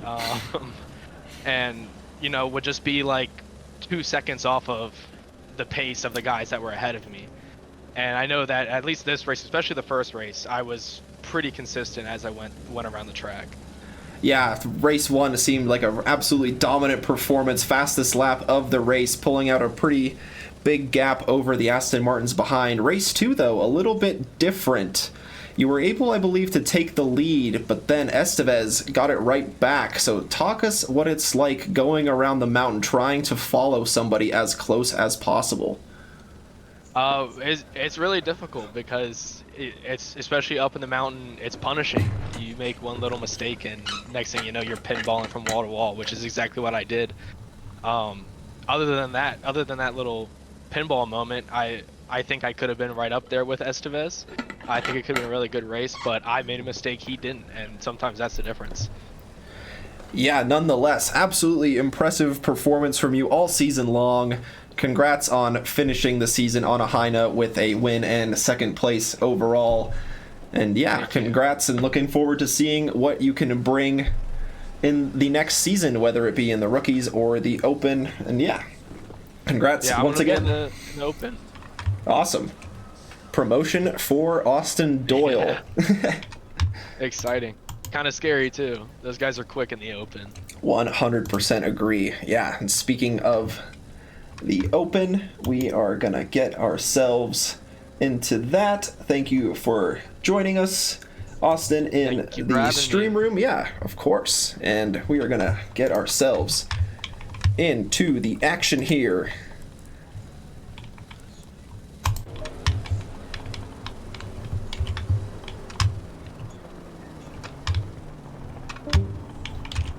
Sorry, folks, be a little bit patient with me. Gonna try to get this guy up and running for the qualifying of the GT4 Open Series. And away we go. Similar format to before, except now we have the pro drivers going out on track first, followed by the rookies. We see the lap times of Ricardo Rivera in the lead with a 2:11.965. Other drivers have just about 4 minutes to chase down that benchmark at the top. And a few people in the chat. Moriko saying, that was fun. I'm so mad I messed up in the end. Unfortunately, we did see that spin, but it was a fantastic recovery. Myself and Tyler giving you all the praise in the world for holding the brakes and just being able to just tap the wall with your own car. No people picked up in the incident, so Moriko, that was absolutely fantastic recovery despite picking up a bit of damage. That was an absolutely incredible save, but that is what happened a few minutes ago. Now we're on to the Open where the qualifying, and look, who else but Ricardo Rivera on the top timing charts? Like, what else is new? Like, in other news, the grass is green and the sky is blue. Like, this man is just better than anyone. Honestly, I would say he might be even better than Max Verstappen. As Freeman hits the wall there, coming out of the skyline. Yeah, Freeman just tapping the wall. Ricardo Rivera on top in the Puerto Rico E-Racing Club Alpine. And unfortunately, it does not look like the liveries are working. Give me just 1 second and we will fix that issue. But nonetheless, for now, the drivers are rolling around on track. Pretty close there between the two Mercedes of Skyhook and Beachley. About 0.02 of a second off of each other. Gonna be pretty tight if those are their gaps throughout the race as well. I mean, Ricardo Rivera is just up 3/10 or 9/10. I'm sorry, he's almost a full second ahead of the group. But Skyhook, Beachley, Dumoulin, Hansen, Kronos are all kind of within kind of like a 10th or 2 of each other. So the best way to say it is anything can happen. So who knows? Maybe we'll get the opportunity to have the Nairati Sug kind of type-ish battle that we had before, where they're all so close on pace that it's just going to be so hard to separate. However, in the Open, it's not 2 20-minute races. It's 1 50-minute race with the mandatory pit stop. So it'll be interesting to see how that strategy plays out in and of itself, especially with the walls and the damage and stuff like that. So there's going to be so much compared to what the rookies had to go through. Yeah, 100% having to maintain their focus for twice as long for just 1 50-minute race up ahead. This is the finale of the Open Series as well. And so perhaps a championship up for grabs for one of our competitors in the grid with just about 1 minute left for the pro drivers to qualify. Ricardo Rivera not able to improve his lap time on that last run. Will just have one more time around to go around Bathurst to improve his position at the top. Other drivers, though, improving their lap times. Beachley getting to within 0.6 of the pole time of Rivera, Chronotis, and Skyhook as well, improving their times, and it's just a matter of time before we see what the pro grid shapes up to be. The pro grid will be interesting. I always find that it's always interesting when the rookies come out and see what they can do. That'll be the end of Church's sessions as he's in the pit lane, so he won't be able to go as the 10-minute mark is almost beginning to let the rookies go out. Barrios has decided that he wants to go out a little bit early, so that'll be interesting to see how that gets handled. But not a lot of drivers are improving. Dumoulin is so far the only one that's improving, and he's improving actually by quite a fair bit margin. He's improving by 4/10. He's trying to overtake Beachley, it seems here. So we'll see how that all shakes out by the end of the qualifying session, as these will be the final laps for the pros. Yep, just crossing that 10-minute mark now. The rookies are exiting their garages, getting rolling onto the track, getting the cars warmed up for their qualifying session. Ricardo Rivera still on top with that 2 minutes 11.965. He does have the fastest second and third sector, but the first purple sector belongs to Skyhook in that number 10 AMG, but unfortunately for him, that is his qualifying session done. And Skyhook in the pit lane, not able to set another time, will have to settle for the lap time he set, which is a 2:12.895. And that's going to be in danger by Dumoulin here, as Dumoulin's going to be up at least 2.5 tenths going to the line. Actually, it's almost out to 4. Nope, it's going to stay back down to 2. Is he going to get past? He will get past Skyhook, but he will not stay ahead of the Professor. The Professor will hold on to P3. And so far, maybe we might get some more changes here from the final two drivers crossing the line, Provolone and Ulmer. Now I'm going to get hungry seeing this cheese all over the screen. Provolone will go P7. Ulmer does not improve position. Interesting.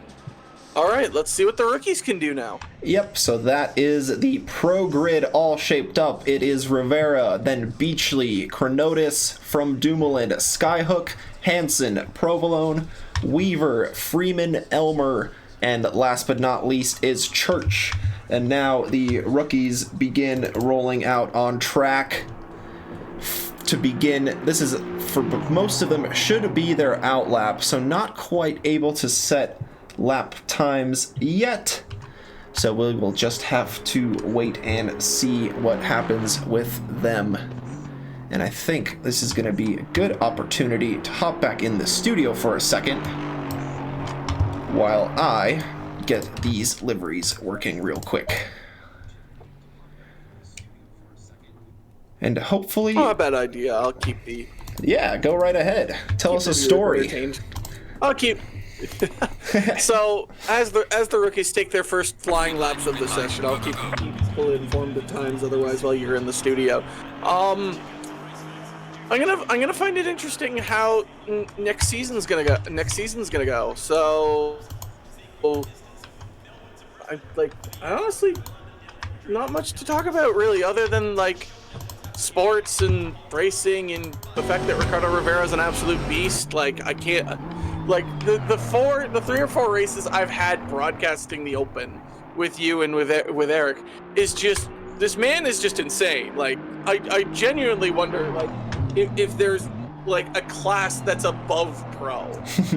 Like, it's absolutely mind-boggling the pace that Ricardo Rivera has, being fastest in sector 2 and 3. He's almost fastest in sector 1. Skyhook has him beat by like just about a tenth or more. Big Lee puts in alien. maybe I'm not gonna say that on stream, but maybe he does have an idea, as Dr. Porkchop goes off just before he reaches the S's into the Skyline area. Barrios has not set a time yet, so even though he went on the track a little bit early, he has not set a time yet. He's actually, I don't know if he's invalidated or not. We'll hold on to him. As Polygrin and then Monster Cracks AMG is approaching the line now. He might have his opportunity here to set a lap, and will he do so? Yes, he will. He'll actually go P9. He'll be ahead of 3 pros. So the rookies get a nice rubbered-in track thanks to the pros, and we might see some rookies actually ahead of the pros. And, well, Polygren's a great example of that right now. Yeah, setting a pretty good lap time of a 2:13.60. We do have a few drivers from the race before, both all Porkchop, Doyle, Yatanashi, and Barrios competing in the rookies, so they already have 40 minutes of racing under their belt.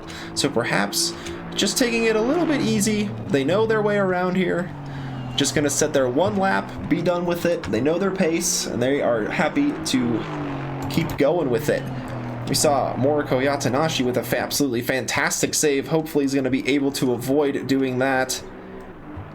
Well, at least hopefully having to avoid making a save in the first place. But if they are forced to make a save, make the same save as before, and everything should be just dandy. Unfortunately, no time set yet in the 53 Aston Martin of Yatanashi, but we saw their pace, their race pace at least, be pretty strong, as up on 2 wheels they go. We've seen it before, and we've seen it again from Yatanashi posting a few clips in the Discord of their practice attempts ending up on the roof of the Aston Martin, and we saw it there, how it is possible to do it.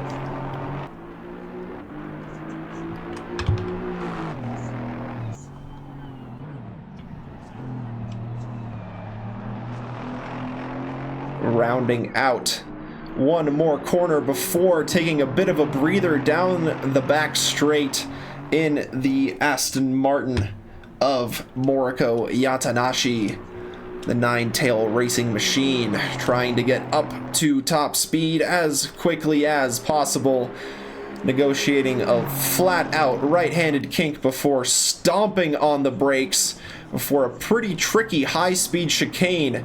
We saw Mitch Nairati get caught out there during the race. The car just oversteered a little bit, but Yatanashi avoiding any drama. Into the final corner they go. Let's see what sort of lap time Yatanashi has in the bag. It's a 2-minute 15.2, good enough for 13th place at the moment. I don't understand what it is about the GT4s and their ability to just go on 2 wheels and just continue. That's insane. As Porkchop will go ahead of Yatanashi just by a bit, just about like less than 2/10 or so, not too much. But like the ability for these GT4s to just go on 2 wheels and somehow keep going, like I've seen it with Yatanashi. I saw it with Nairati's POV in Watkins Glen. I also think that was Doyle as well, who's up on 2 wheels on his Porsche. Like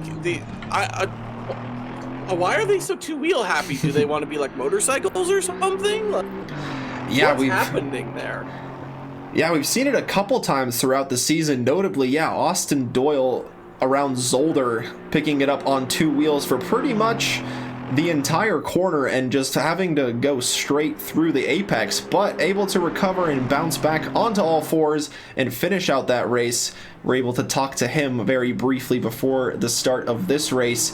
Always fun to get a little bit of insight from the drivers going around the track themselves, getting a slightly different perspective than what we can see sitting on our couches commentating and coaching them along. So it's always good to see what they have in stock as Jorge Barrios crosses the line to set a time of 2:17.6. Gonna stay in 16th place for now with 1 lap for him left to go, with just about over a minute left in qualifying. Really? That's all that's left? My gosh. These 20-minute segments just fly through as Austin Doyle is currently going down the mountain as it stands right now. He's going to have, I think that's Porkchop behind him for company. He's on an invalid lap right now, but Doyle's flying. He still has more time to gain. He might find himself in the top 5 if he can really stamp a good enough lap in as we'll ride on board with him and still hold his position as he comes now down into the chase. This is a very important sequence of corners.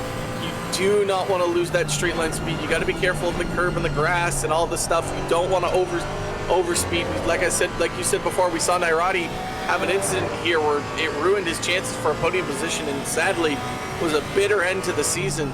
But Doyle here, he's just got to navigate one more corner. He's just got to find a little bit more time.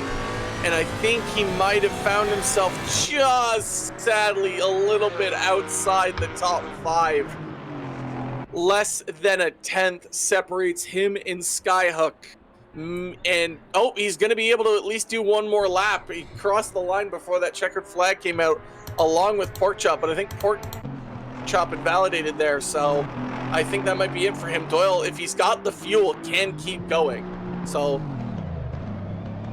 5 drivers left out on track. Some of them valid laps, some of them not. Let's see how this qualifying session ends up for the rookies. Yeah, unfortunately, Barrios there just slow on the inside line, picking up a bit of damage, what it seems like, to the Aston Martin. And yeah, Porkchop not quite able to get across the line in time to start another lap, but Austin Doyle was, so he will be able to fly around again.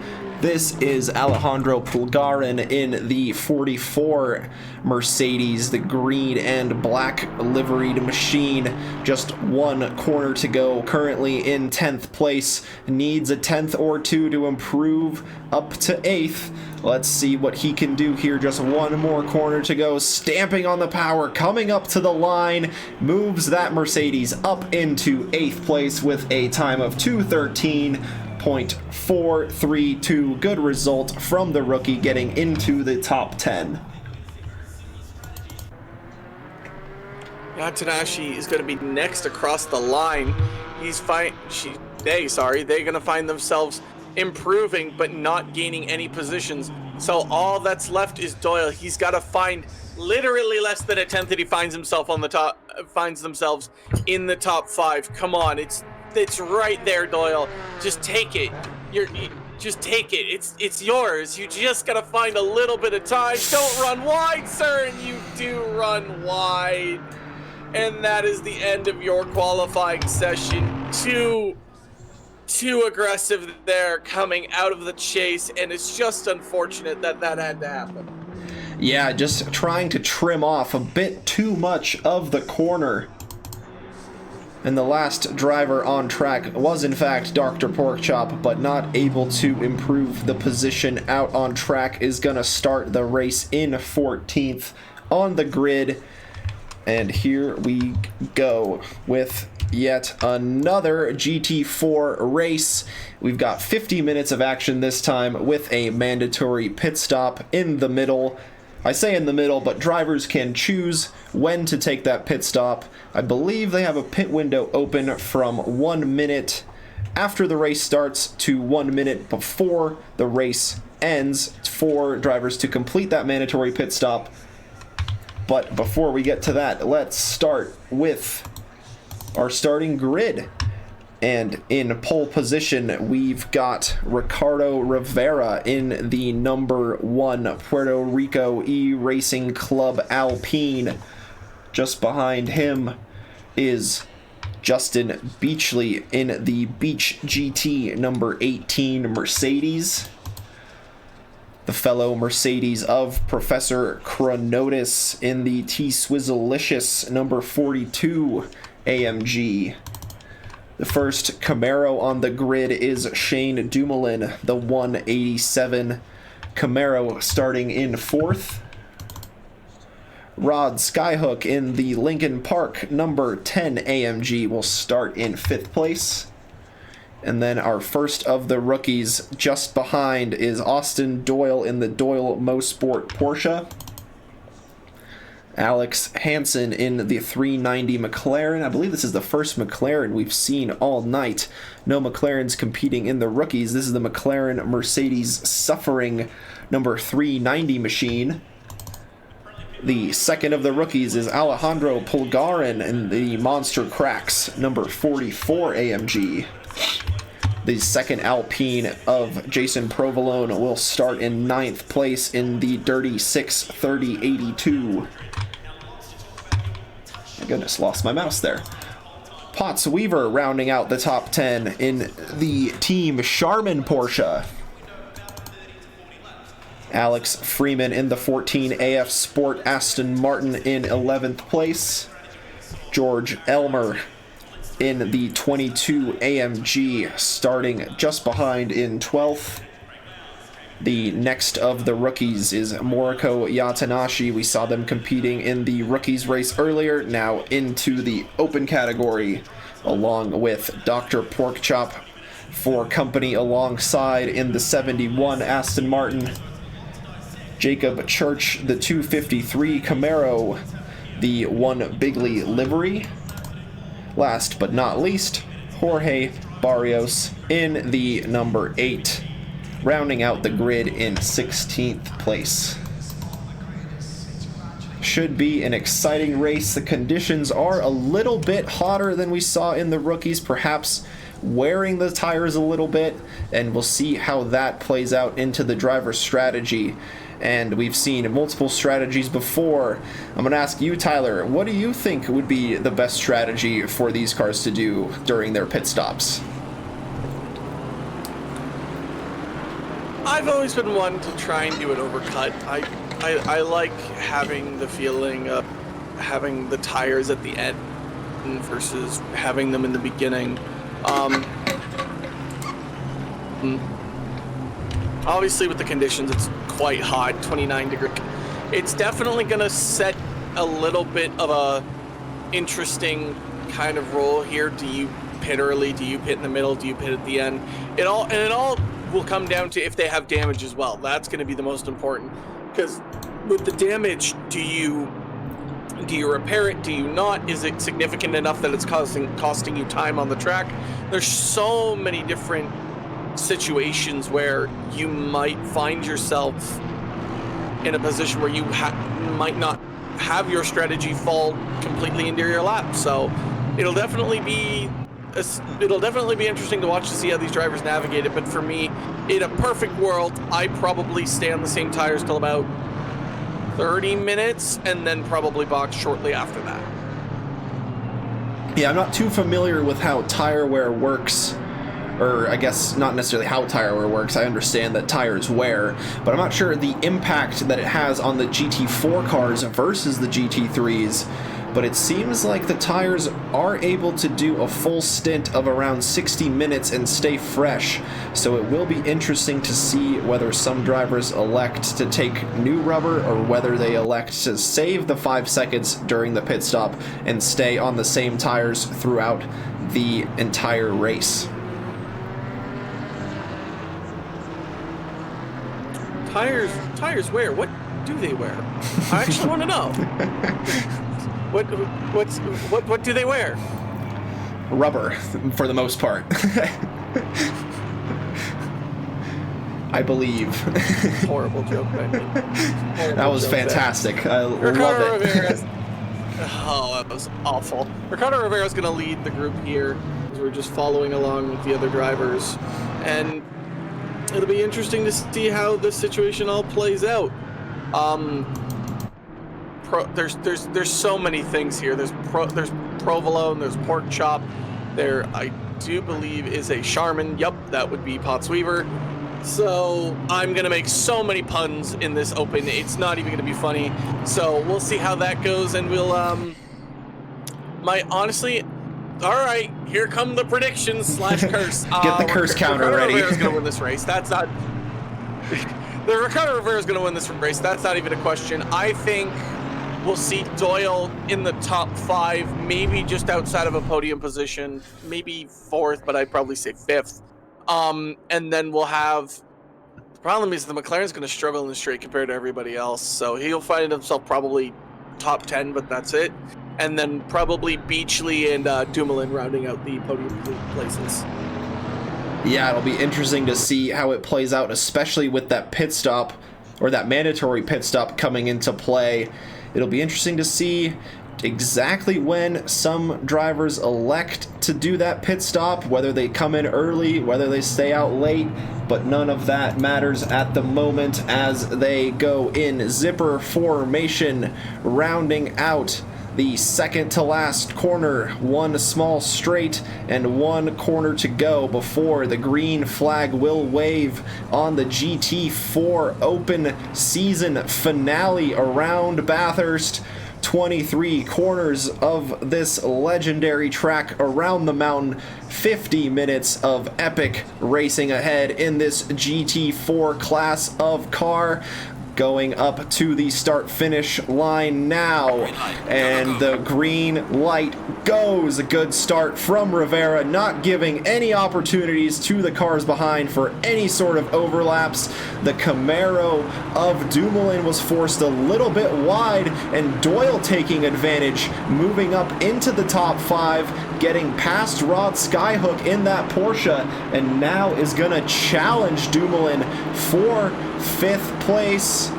Is he gonna get the move done around the outside? That's a really brave move to get it done, and he's not gonna quite be able to stick it there as the Mercedes looks really strong, but the Porsche, fully committed to the inside, is gonna send it around and gets the move done. Absolutely epic move from the rookie Austin Doyle. There's a change for the lead as well. Justin Beachley was able to get by Ricardo Rivera and into the lead of this race.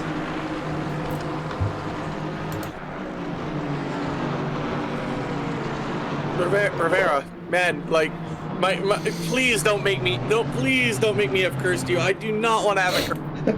Yeah, that Doyle situation was insane, because he went for the overtake and kind of found himself on the outside, and the Mercedes of Skyhawk had the opportunity.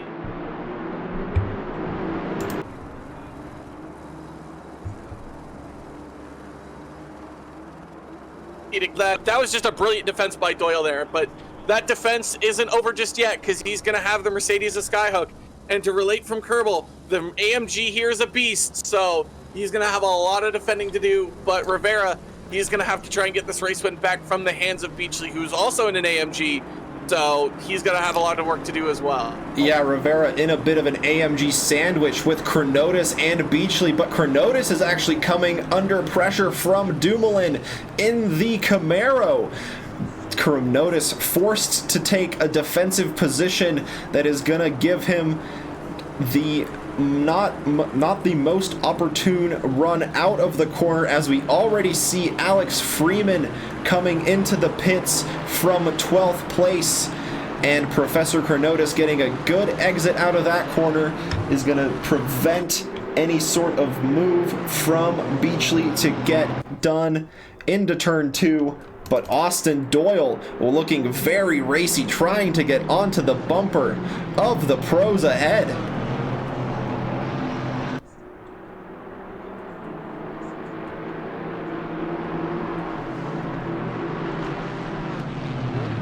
Oh, it's always fun to hear the trackside noise from the cars as they go by. It's a really good spot right there for the camera to pick up the different kinds of engine noises to pick up from V8s to flat 6s to different kinds of V8s, from the Camaro to the AMG. And yeah, just always fun to see, and fun to see the level of detail in the game as Doyle is going to keep applying the pressure as best as he possibly can to the back of the Camaro, but Dumoulin is not having any of it, just racing his own race. A bit of a lockup from the Porsche going down the hill, but not costing him too much time. We've got a bit of a yellow flag behind. That is the Mercedes of George Elmer, unfortunately facing the wrong way and forced to retire to the pits. What happened there? I guess the cheese felt funny. I guess, who knows?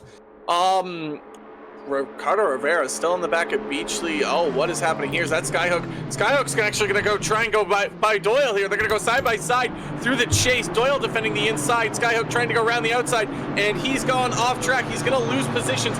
He's sliding on the grass. Can he manage to keep it out of the wall? He does, but he's lost positions to both another rookie, Hansen, Pulligren, and pros Hansen and Weaver.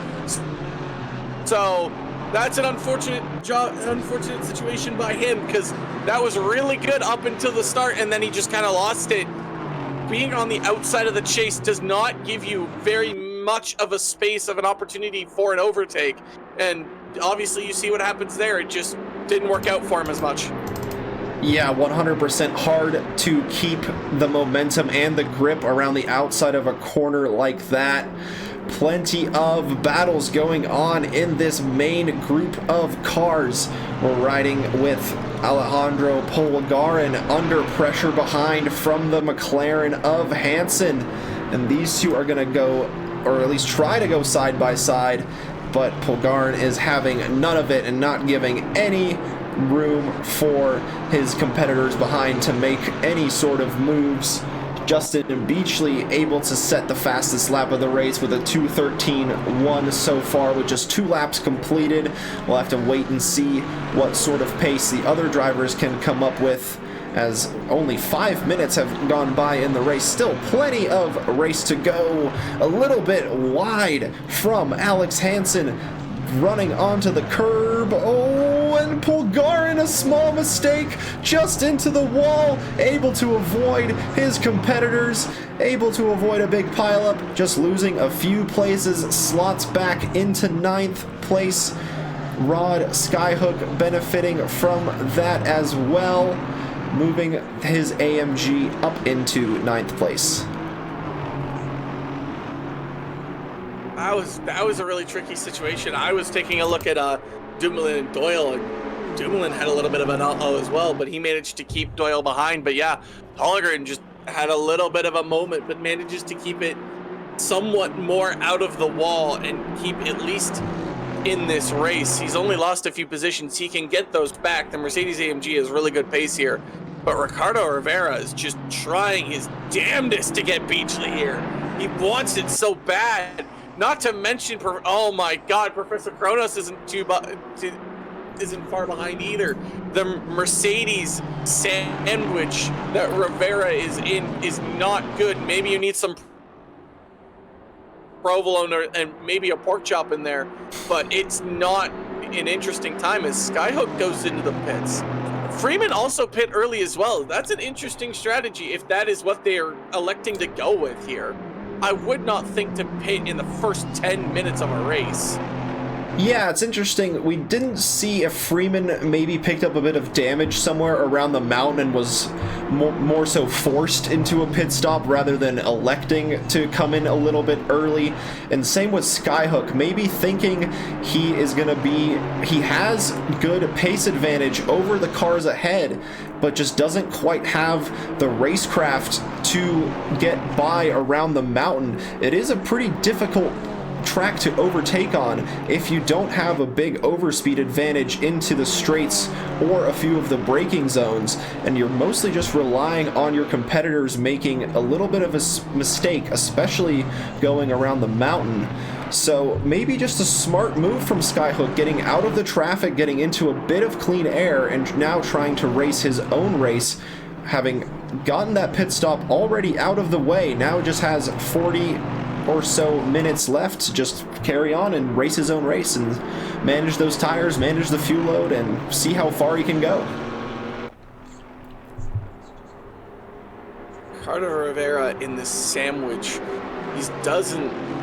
Ricardo Rivera definitely has the pace enough to try and get Beachley and defend from the Professor at the same time, but he's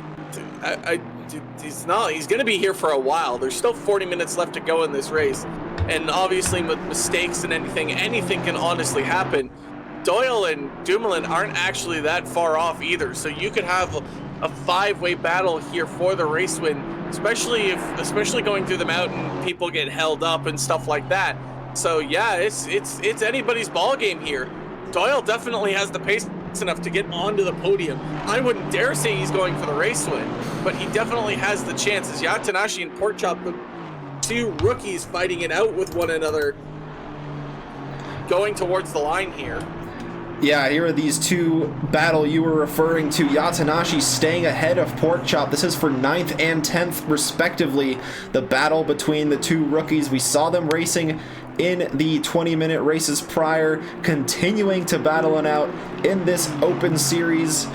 And yeah, Porkchop not quite able to get by on that lap. Yatanashi still having the advantage on track, but maybe just a bit of a waiting game, waiting to see where your competitor is a little bit slower, maybe waiting to see where you have a bit of an advantage and trying to pounce on any sort of opportunities that you can. Of course, those two are in equal or similar machinery, that is, we don't know. The setup is not fixed, so we'll just have to wait and see how that battle will play out in the remainder of the race, as yeah, Ricardo here still in that Mercedes sandwich.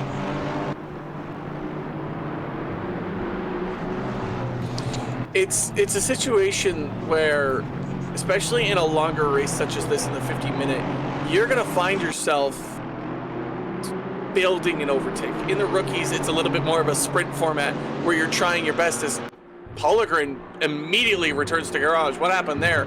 He must have killed the wall. He must have had a major accident. Yeah, let's see if we can pick it up on the replay teleport here. To garage like that. But Yatanashi was going around the corner. I saw there was a flash of yellow by their name on the timing chart, so maybe we can pick up what happened on the replay here with Yatanashi. We see that white flag for the car. Oh, and there was a slow car there. We just couldn't quite see it on the camera, but yeah, there was a slow car on the outside, and it looked like Yatanashi just drifted a little bit into that car and picking up a significant amount of damage on the front end of that car indeed. And unfortunately, Ricardo Rivera making a mistake while we were gone in that replay, dropping back the order, now in 5th place with Doyle, Dumoulin, and Chronotis jumping up those positions. Man, what is happening right now? There's action all over the freaking grid right now. It's unraveling so quick. And honestly, if you're Doyle, you might actually have the pace to fight Ricardo Rivera here. He's quick, but man, that Porsche showed it is freaking fast here. So you might actually have a chance to defend here. You actually might be in for a podium here if you can keep holding. Beachley, now not having Ricardo Rivera behind him, is gonna just try and run away, but he's got blue flag traffic ahead of him, so this will be difficult to navigate, especially in the mountain. So Kronos, Dumoulin, Doyle, and Rivera can all benefit the more he's stuck behind this car. Oh, and unfortunately there, Shane Dumoulin not able to maintain focus while following a few cars and picking up a significant amount of damage on that right side of the car. Just not able to get the car slowed down in time, crashing into the wall. That is fortunate for Rivera, able to get through. And like you said, Doyle having a really consistent race in that Porsche is now in a podium position in 3rd place overall. A bit more insult to injury of Shane Dumoulin not having that top speed advantage anymore and letting the McLaren of Alex Hansen through. Dumoulin will have to pit for both his pit stop and repairs. You can't drive with that. The loss of that straight line speed, especially in that Cadillac, was damning. And it's unfortunate for him as Ricardo Rivera actually goes into the pits here. So maybe he's gonna go for the potential undercut here. Definitely an opportunity, as Skyhook will actually get ahead of Freeman in the back of the pack here. So, but yeah, the professor is right on the back of Beachley here. Yeah, we didn't see quite what happened to Rivera. Maybe he did pick up a bit of damage with some contact and not happy with how the car is feeling, just deciding to take that pit stop, get it out of the way, as we have completed about 15 minutes of this 50-minute race, a battle between the two AMGs at the top, the brown machine of Justin Beachley, the number 18 in front, holding the fastest lap of the race, having good pace, but under immense pressure from Professor Chronotis in the pink 42 Mercedes. Similarly powered cars, of course, we don't know what these cars are set up to do, whether one has a straight line speed advantage over the other. It is hard to say, and Doyle just creeping into the background of this battle. And of course, the more that these two Mercedes battle for position, the more that gives Doyle an opportunity to creep up ever so closer to this lead pack. And yeah, it's just a waiting game at this point to see when or if Chronotis can get an overtake done for the lead of the race, and where these two Mercedes will come out after the pit stops. Doyle, again, like I said, Doyle has a really good opportunity here. So far, I'm seemingly nailing the Doyle prediction. However, the Ricardo Rivera one, I'm so sorry, Ricardo. It's all my fault. You can blame me in the chat after you want. As Potts Weaver's into the pits probably for their scheduled and pit stop, and it's interesting to see that most drivers have elected to pit stop early. Now, mind you, some of them have had damage and forced into that position, but it's interesting to see how many drivers have pit early. Like, we're not even halfway through the race yet. Yeah, 100%. Just maybe, like we said, potentially just electing to get that stop out of the way, get into a bit of clean air, avoid any sort of damaged cars, as we saw Moriko Yatanashi kind of just racing their own race and just picking up, or not necessarily picking up, but just colliding with a car in front and then colliding with the barrier, picking up a significant amount of damage to the Aston Martin. So it's not really the worst thinking to potentially get out of all of the traffic and not even worry about a car being spun. There was Doyle just slightly tapping the wall on the exit, but able to keep the car pointed in the right direction, just about 2 seconds back of these lead two. And unfortunately, in the background, Doyle just keeps on just tapping the walls, and that damage is going to add up over time and hopefully not sum up to a significant amount to where he won't have to fix it during the pit stop. Yeah, you got to be... Like, I understand Doyle wanting to be a little bit aggressive and try and catch up to this, but you're P3. These pros right now, you can just kind of hold serve. Hanson's in a McLaren. He's not going to at least catch up with you, at least right now. So yeah, just relax. Take it nice and easy. Take it nice and smooth. Smooth as fast as smooth. So. Oh, and that's Church going into the pits. He must have had a collision with the wall. Yep. So, yeah, he needed to make a pit stop too. So, guess what? There's your pit stop. Well, that's good and fortunate. Did he retire to the garage, or did he just enter the pit lane on his own? I didn't quite see. He retired. Oh, gotcha. Like, it was just bing, gone. Gotcha. Unfortunate for Church there, picking up a pretty significant amount of damage from what we can presume. We'll see if he will get rolling once again. But yeah, Chronotis just right now not having any sort of answer for the pace of Beachley at the front. Around 0.3 slower on this lap than his competitor in the Mercedes ahead. But nonetheless, sticking pretty close, keeping Beachley honest, not giving him any sort of breathing room, forcing the Mercedes of the leader to drive honestly, not crash into any walls, and drive completely mistake-free.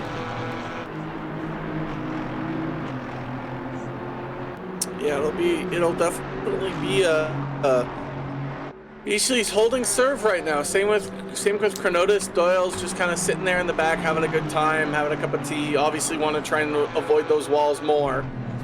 But so far, everything seems to be holding serve for right now. We had a flurry of action in the beginning, and right now it's kind of just settling itself out as Doyle almost makes contact with the wall again. That's going to open the door for Alex Hansen to possibly get a chance to at least get a move on with him. But yeah, we're just holding serve right now. We're just waiting to see what happens next. The big one's going to happen soon. So we'll see what happens in that big one. Yeah, and of course, with all those pit stops moving the grid around too, we'll just have to wait and see where everybody funnels out. At the moment, though, Ricardo Rivera is leading the group that has pitted, with Skyhook and Freeman just behind him. 9 seconds is the gap from Skyhook to Rivera, and about 3 seconds from Freeman to Skyhook. And more than likely, this group of leading cars will end up somewhere in that battle between Rivera, Skyhook, Freeman, perhaps Provolone getting involved. Dumoulin we saw pick up a little bit of damage, so taking a bit longer on the pit stop for a bit of a disadvantage, but still in the race, still pretty close to the cars ahead. So we'll just have to maintain his pace, maintain his race, and keep it going all the way to the end. And like you said, Tyler, Alex Hansen getting right on the back of Doyle, who is committing a fair bit of mistakes, tapping walls left and right, and like we were saying, that damage is just accumulating. I think if you're Doyle here, a pit stop might not be a bad idea. It just gets you out of this situation where you can kind of have like a soft reset and just get yourself back to zero. And like, honestly, you've done pretty good. I think a top 5, even if you have to repair the damage, a top 5 is not out of the question, not out of the realm of possibility. And Church finally exits the pits, and he's actually behind Elmer. So that was a really rough tap with a wall, obviously. But yeah, no, if you're Doyle, just honestly, you might as well take the pit stop here and just give yourself like a bit of a mental reset. Yeah, I 100% agree. A pit stop can be used for a really good sort of mental reset. Of course, Doyle has been racing for pretty much all evening since we've started streaming, so he has quite a bit of fatigue under his belt as well, so getting a bit of a break from racing, having to give the brain a bit of a break from concentrating on picking out the perfect racing lines around here. And of course, being at Bathurst, that adds a whole other element of concentration to it as well, with the barriers being so close, not a lot of room for runoff as we have at some other tracks like Paul Ricard or Silverstone, where there's a lot of grassy or concrete runoff, tarmac runoff areas where even if you do make a little bit of a mistake, it won't cost you any time in terms of damage picked up onto the vehicle.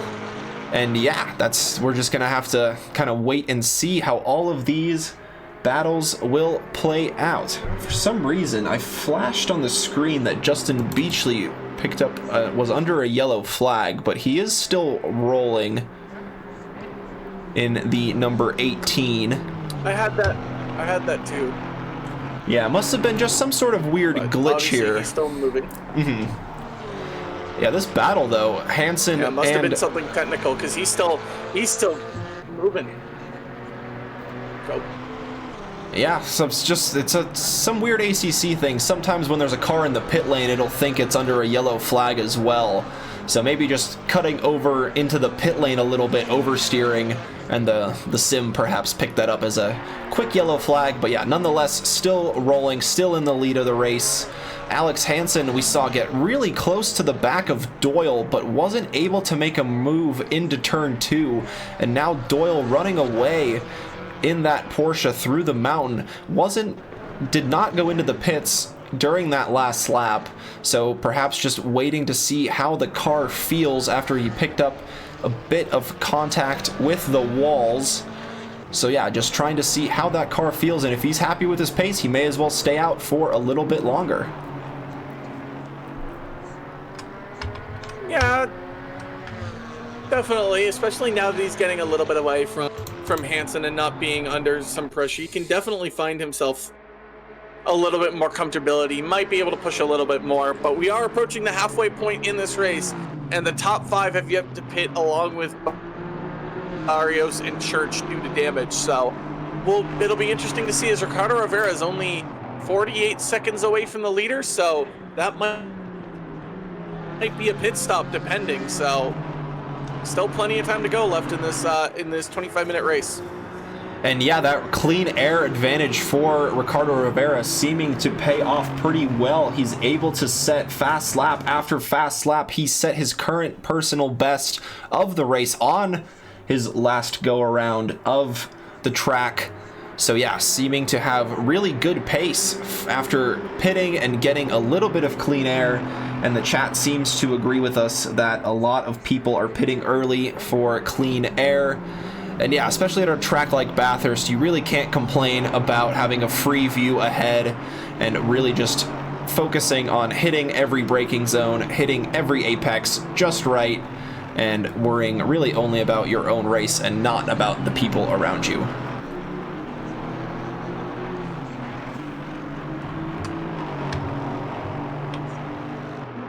Yeah, definitely. I agree there. As Hansen and Porkchop are both into the pits, Ricardo Rivera has easily passed them, so there's nothing to worry about when it comes into that sequence. So Hansen obviously pitting maybe to undercut Doyle here, who has not pit. So the top 3 and Barrios are the only ones left that have yet to pit. So it'll be interesting to see how that all shakes out to be, because Kronos has actually gained a little bit on Beachley this lap. About 7 or 8 tenths he's gained. He's actually, Professor actually has the fastest lap now of a 2:12.9. Yeah, on that last go around, set the fastest lap, and Beachley didn't have his best lap either. So yeah, that was why there were about 7 tenths gained. Diaz Herald asking where I can see the live of the rookies. There should be a replay available after we end the stream, and I believe if you go to the videos in the Twitch channel, you should be able to rewind this stream back to the Open Series we broadcasted earlier.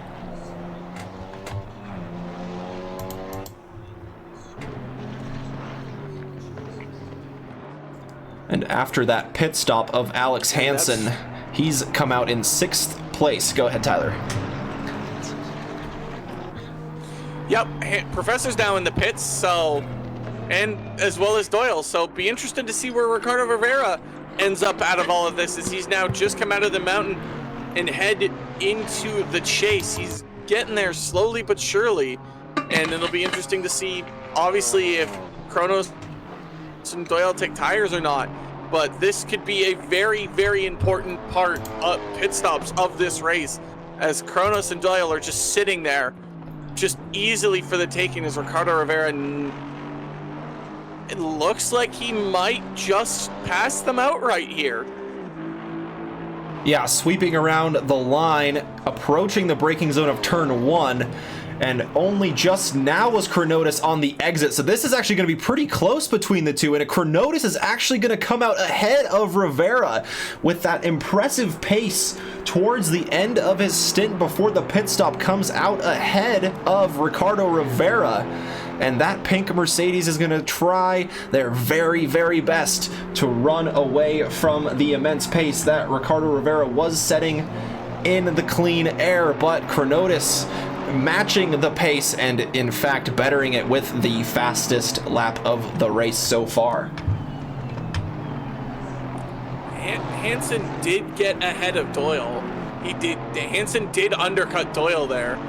I wonder if Doyle did do some repair work or grab some tires or something like that. So it'll be interesting to see how that all shakes out. But Doyle, still a good race, albeit mined.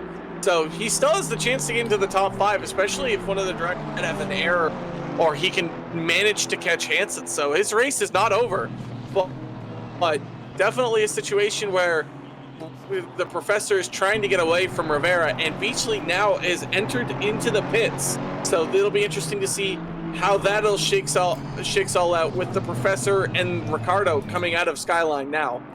Yeah, and we see the blue flags waving for the car in 14th place of Elmer ahead.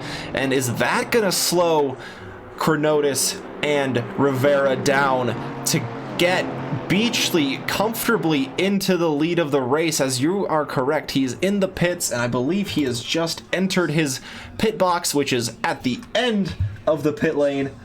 So now it's just a bit of a waiting game to see how quickly that pit crew can service the Mercedes and get it back on track, as Chronotis takes a bit of pressure from Ricardo Rivera, runs a little bit squirrely on the exit and gives Ricardo Rivera the inside line, and now Rivera up into second place, Chronotis in third, Justin Beachley still in the pits, and now we see out him of the pits now. Yep, and I don't think that's going to be enough. Yeah, he's going to come out behind the two cars of Rivera and Chronotis, and unfortunately for Beachley, that is going to lose him the overall lead, but still on the podium, still close to the cars in front to try and get those positions back in the last 20 minutes of the race.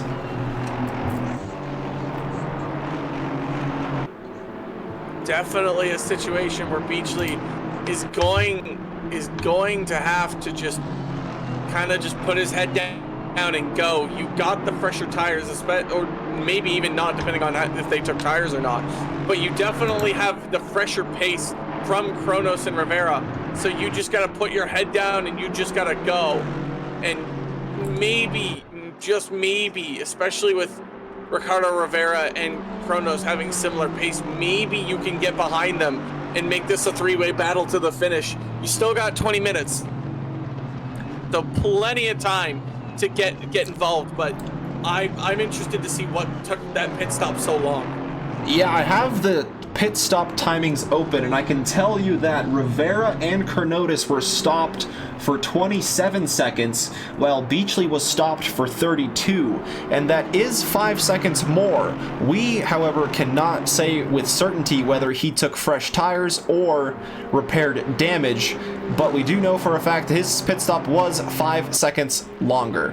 So if it's if it did in fact take tires, it might take a few laps for those tires to warm up and really show how big of an advantage they can have in the remaining minutes of the race.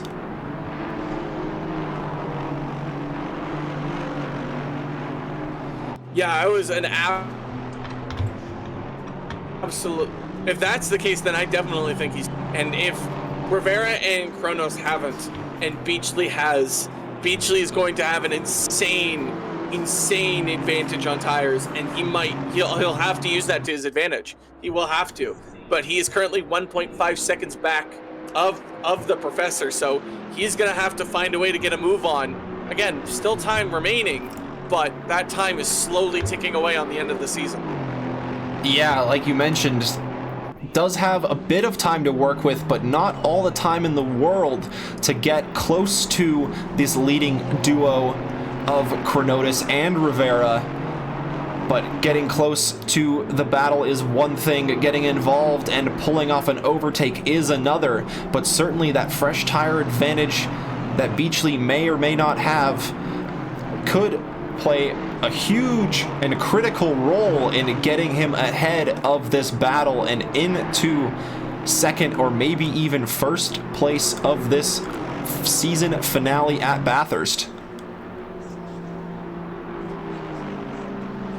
Still a lot of time to go. Rivera is just seeming to hold serve right now, and so far my commentator's curse has not kicked into play just yet. I'm still holding on as Kerbal redeems and give a driver of your choice energies, giving it to the professor, as Rivera's going to have blue flags to worry about here from the car. I believe that's car number 8 of Barrios. So Barrios doing his best to get out of the way, trying not to get involved in this battle, but that have just nope, it didn't seem to help the professor enough, as Dumoulin and Provolone are getting into a little bit of battle into the backfield as they head up the mountain now. Yeah, let's follow that battle here. Alpine versus Camaro. Really big V8 Camaro, followed closely by that small, little, nimble Alpine. You can really see the size difference from these cameras. That tiny little Alpine seems so nimble around the mountain, but the Camaro's gonna have a pretty good run down the straights with that big, powerful engine up front, helping it give as much power as possible. But yeah, that Alpine just seems to be really, really comfortable around the mountain and around all of the corners, pushing the limits of the boundaries, nearly hitting the barrier on the outside, trying to maximize that speed. And we can just see the Camaro pulling away from that little Alpine, much like the Ginetta in the last race, not having any sort of speed advantage down the straights. It looks like the Alpine is unfortunately in the same sort of situation. Oh, he'll have another chance going, especially with these cars that only have the space to do like take the corners and not really have straight line speed on a track like Bathurst with two very, very long straights. It hurt, but you just got to do your best to stick close to the mountain and hope the driver ahead of you makes a mistake. That blue flag situation with Rivera, Kronos, and Beachley actually has worked out in Ricardo Rivera's favor. He's up about nearly a second, but now Beachley is actually Beachley is actually pressuring the Professor now. They're all kind of within almost the same gap, but Beachley's closer to the Professor than the Professor is to Ricardo Rivera. Yeah, 100% gonna be an epic battle all the way down to the line. Mercedes battling for second and third. Ricardo Rivera in the Alpine trying his very best to run away, as these two are gonna start to battle any moment now, with that gap being less than half of a second separating the 42 and the number 18 Mercedes of Cornotis and Beachley. Skyhook in fourth place after the pit stop, coming up from a little bit of pressure from Hansen, followed by Doyle, the lead of the AM cars, followed by Freeman, then Dumoulin and Provolone, and Dr. Porkchop rounds out the top 10 for now, and Justin Beachley is now right on the bumper of Professor Cornotis. Cornotis getting immediately trying to break the slipstream there right out of turn one. Beachley, I can definitely see the fresher tires off of Beachley right now. It's insane. The grip that he has over the Professor is insane right now. 0.2, 0.1. That gap is slowly starting to deteriorate. Beachley's going to go for the move. He's going to go round the outside here, going into this turn two. And it looks like he's going to make it stick. Professor's not going to let him have it easy. He's a bit wide and try and cut him off. And so far, the Professor holds P2. A great defense against Beachley. Looks like Beachley almost had that wrapped up and done, but the Professor says, "Nah, I'm going to teach you how to defend, sir." Yeah, we've seen it a couple times around that corner where the car tries to take the position around the outside, but it's so hard to do with the racing line getting moved to the outside through that corner.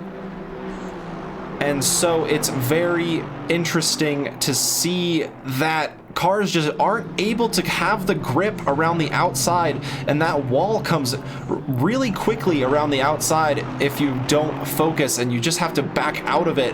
And so good for Beachley there to recognize that, recognize he didn't have the speed or the grip to get the move done, but unfortunately he's dropped back to more than half a second from Professor Cornotis, so he's gonna have to get that gap back to zero and try to pull off a move yet again, as Hansen and Skyhook now battling as they are negotiating these back markers, the blue flags waving for cars in position 13 and 14. It's always difficult to do that when you've got two cars battling for 4th and 5th, and then two cars battling for 13th and 14th, but those guys did a mega job avoiding the faster cars, letting him go through, and Hansen having a pretty decent look on the inside, but not able to get alongside the Mercedes, and Skyhook able to sweep around the outside to maintain 4th place. That was a good defense by Skyhook there. Really making sure that Hansen didn't get the opportunity for that overtake. And Hansen now is going to have to try again. He's actually already side by side with him, already out of the exit. Now, the Mercedes does have a little bit of a straight line speed advantage here. So Hansen's trying to get that side draft and maybe get ahead even before turn 2, not allowing Skyhook to get that defense. But Skyhook's down the inside, but Hansen is going to overtake into turn 2, and hopefully Hansen now is just going to try and drive away from Skyhook and leave him behind in the dust. Yeah, it was an absolutely beautiful move. Gets it done in the braking zone before the corner even picks off the front of the Mercedes and doesn't let Skyhook have any advantage or any looks on the inside, and Hansen pulls that move off absolutely perfectly. Perfectly judged, perfectly done, judging the speed, judging the braking zones, and it's not easy to get it done around the outside of that corner, as we saw on the lap before. Beachley not able to get it done, but fortunately for Beachley, he's now right back on the bumper of the Professor. This is an immense battle continuing for 2nd and 3rd place in the race. The 2 AMGs are gonna go side by side down the Conrad straight. Who's gonna be the first to enter the kink? It's very tricky to go side by side through here, and Chronotis does take to the grass a little bit, but able to get the car slowed down in time. And that's a great defensive look from Chronotis to keep 2nd place, not letting Beachley get the switchback done, and he has a defensive line into the final corner, pushes it a little bit wide. Beachley having a really good overspeed down the start finish straight. They're going to go side by side into turn 1. Who's going to be braver on the brakes? Beachley on the outside, not able to sweep around, but now cutting back in, trying to get a good overspeed as they go down the first main straight of the lap. Beachley again forced to take the outside position as Chronotis moves to the inside early on in the straight. Will he have the grip to get it done? Not this time around. Chronotis again defending it perfectly, but the switchback is on, and now they're going to run side by side. No, they are not. Beachley just not close enough. Chronotis cuts that line off, cuts off the Mercedes behind from getting any sort of move done, and that is a fantastic defensive drive from Chronotis. The masterclass that the Professor is giving Beachley on defensive driving is incredible. Beachley should have to pay for that level of fucking teaching. It's insane. Sorry for the swear there, but it is just beautiful, the amount of defensive work that the Professor has just given there. What an incredible defense from the exit of the mountain onward. It was just an absolute masterclass, and that has allowed Ricardo Rivera a 4-second lead on this race. So as long as Ricardo does not end up in the wall, everything should be fine. The only other danger right now is Porkchop and Yatanashi, but that's for 10th and 11th. And Skyhook still is on the back of Hansen for 4th and 5th, but Beachley trying desperately to get P2 right now. Yeah, and of course we only presume he has a tire advantage, so he's going to try to desperately get by in the hopes that he can chase down Ricardo Rivera, but there just might not be enough time left in the race, as there is just under 7 minutes to go. Should have about 4 more laps of action here in this season finale of the GT4 Open Series. Chronotis running a little bit wide, and is that going to be the position for Beachley to move up into 2nd? He's trying once again around the outside. Chronotis blocking off the inside line perfectly yet again into turn 1, but Beachley having a pretty good overspeed. Once again, Chronotis taking the inside early, forcing Beachley to go the long way around. And is this gonna be the time he finally pulls it off? Just not confident enough on the brakes to sweep around the outside, and is forced to tuck back in for another go around the mountain. Beachley just... I've noticed that the professor's done that in the final turn, like almost every lap that we've been spectating him so far, where he goes a little deep and then just kind of slips to the inside there. So that'll be interesting to note for the remainder of the race. And yeah, Nairati pointing out that Barrios has not done his pit stop yet. So I don't know if that's intentional or not, but we'll worry about that later. But just the professor's just given a lesson in defense that's honestly up there with like almost university. Might as well give him the freaking Minister of Defense label. Just slap it on his car. He's doing a really good job defending. Yeah, 100% agree, and it's really hard to do that with a car on fresher tire advantage behind, but Chronotis blocking off every single apex perfectly, not letting the switchback get done, the over-under, whatever you want to call it. But yeah, absolutely masterclass defending there from Chronotis and Beachley for pretty much the whole 45 minutes of racing we've had. Just under 5 minutes to go here, and this is the leading trio with Ricardo Rivera leading the way in the Puerto Rico E-Racing Club Alpine, crossing the line for yet another tour of Mount Panorama in Australia. And yeah, it's pretty close battle for second and third. Apart from that, pretty big gap down to fourth place, around 8 seconds there. Skyhook just falling back from Hansen. The gap is about 3 seconds after we saw that good battle between the McLaren and the Mercedes. Doyle, the leader of the rookies, in 6th place, about 5 seconds adrift of Skyhook. Freeman behind him, followed by Dumoulin and Provolone. Dr. Porkchop rounding off the top 10. Moriko Yatanashi still trying to pressure Porkchop, about 2.3 seconds behind. Potts Weaver in 12th. Barrios, who the chat has noted has in fact not stopped yet, with 3 minutes and 42 seconds left in the race. And George Elmer and Church will round out the grid in 14th and 15th.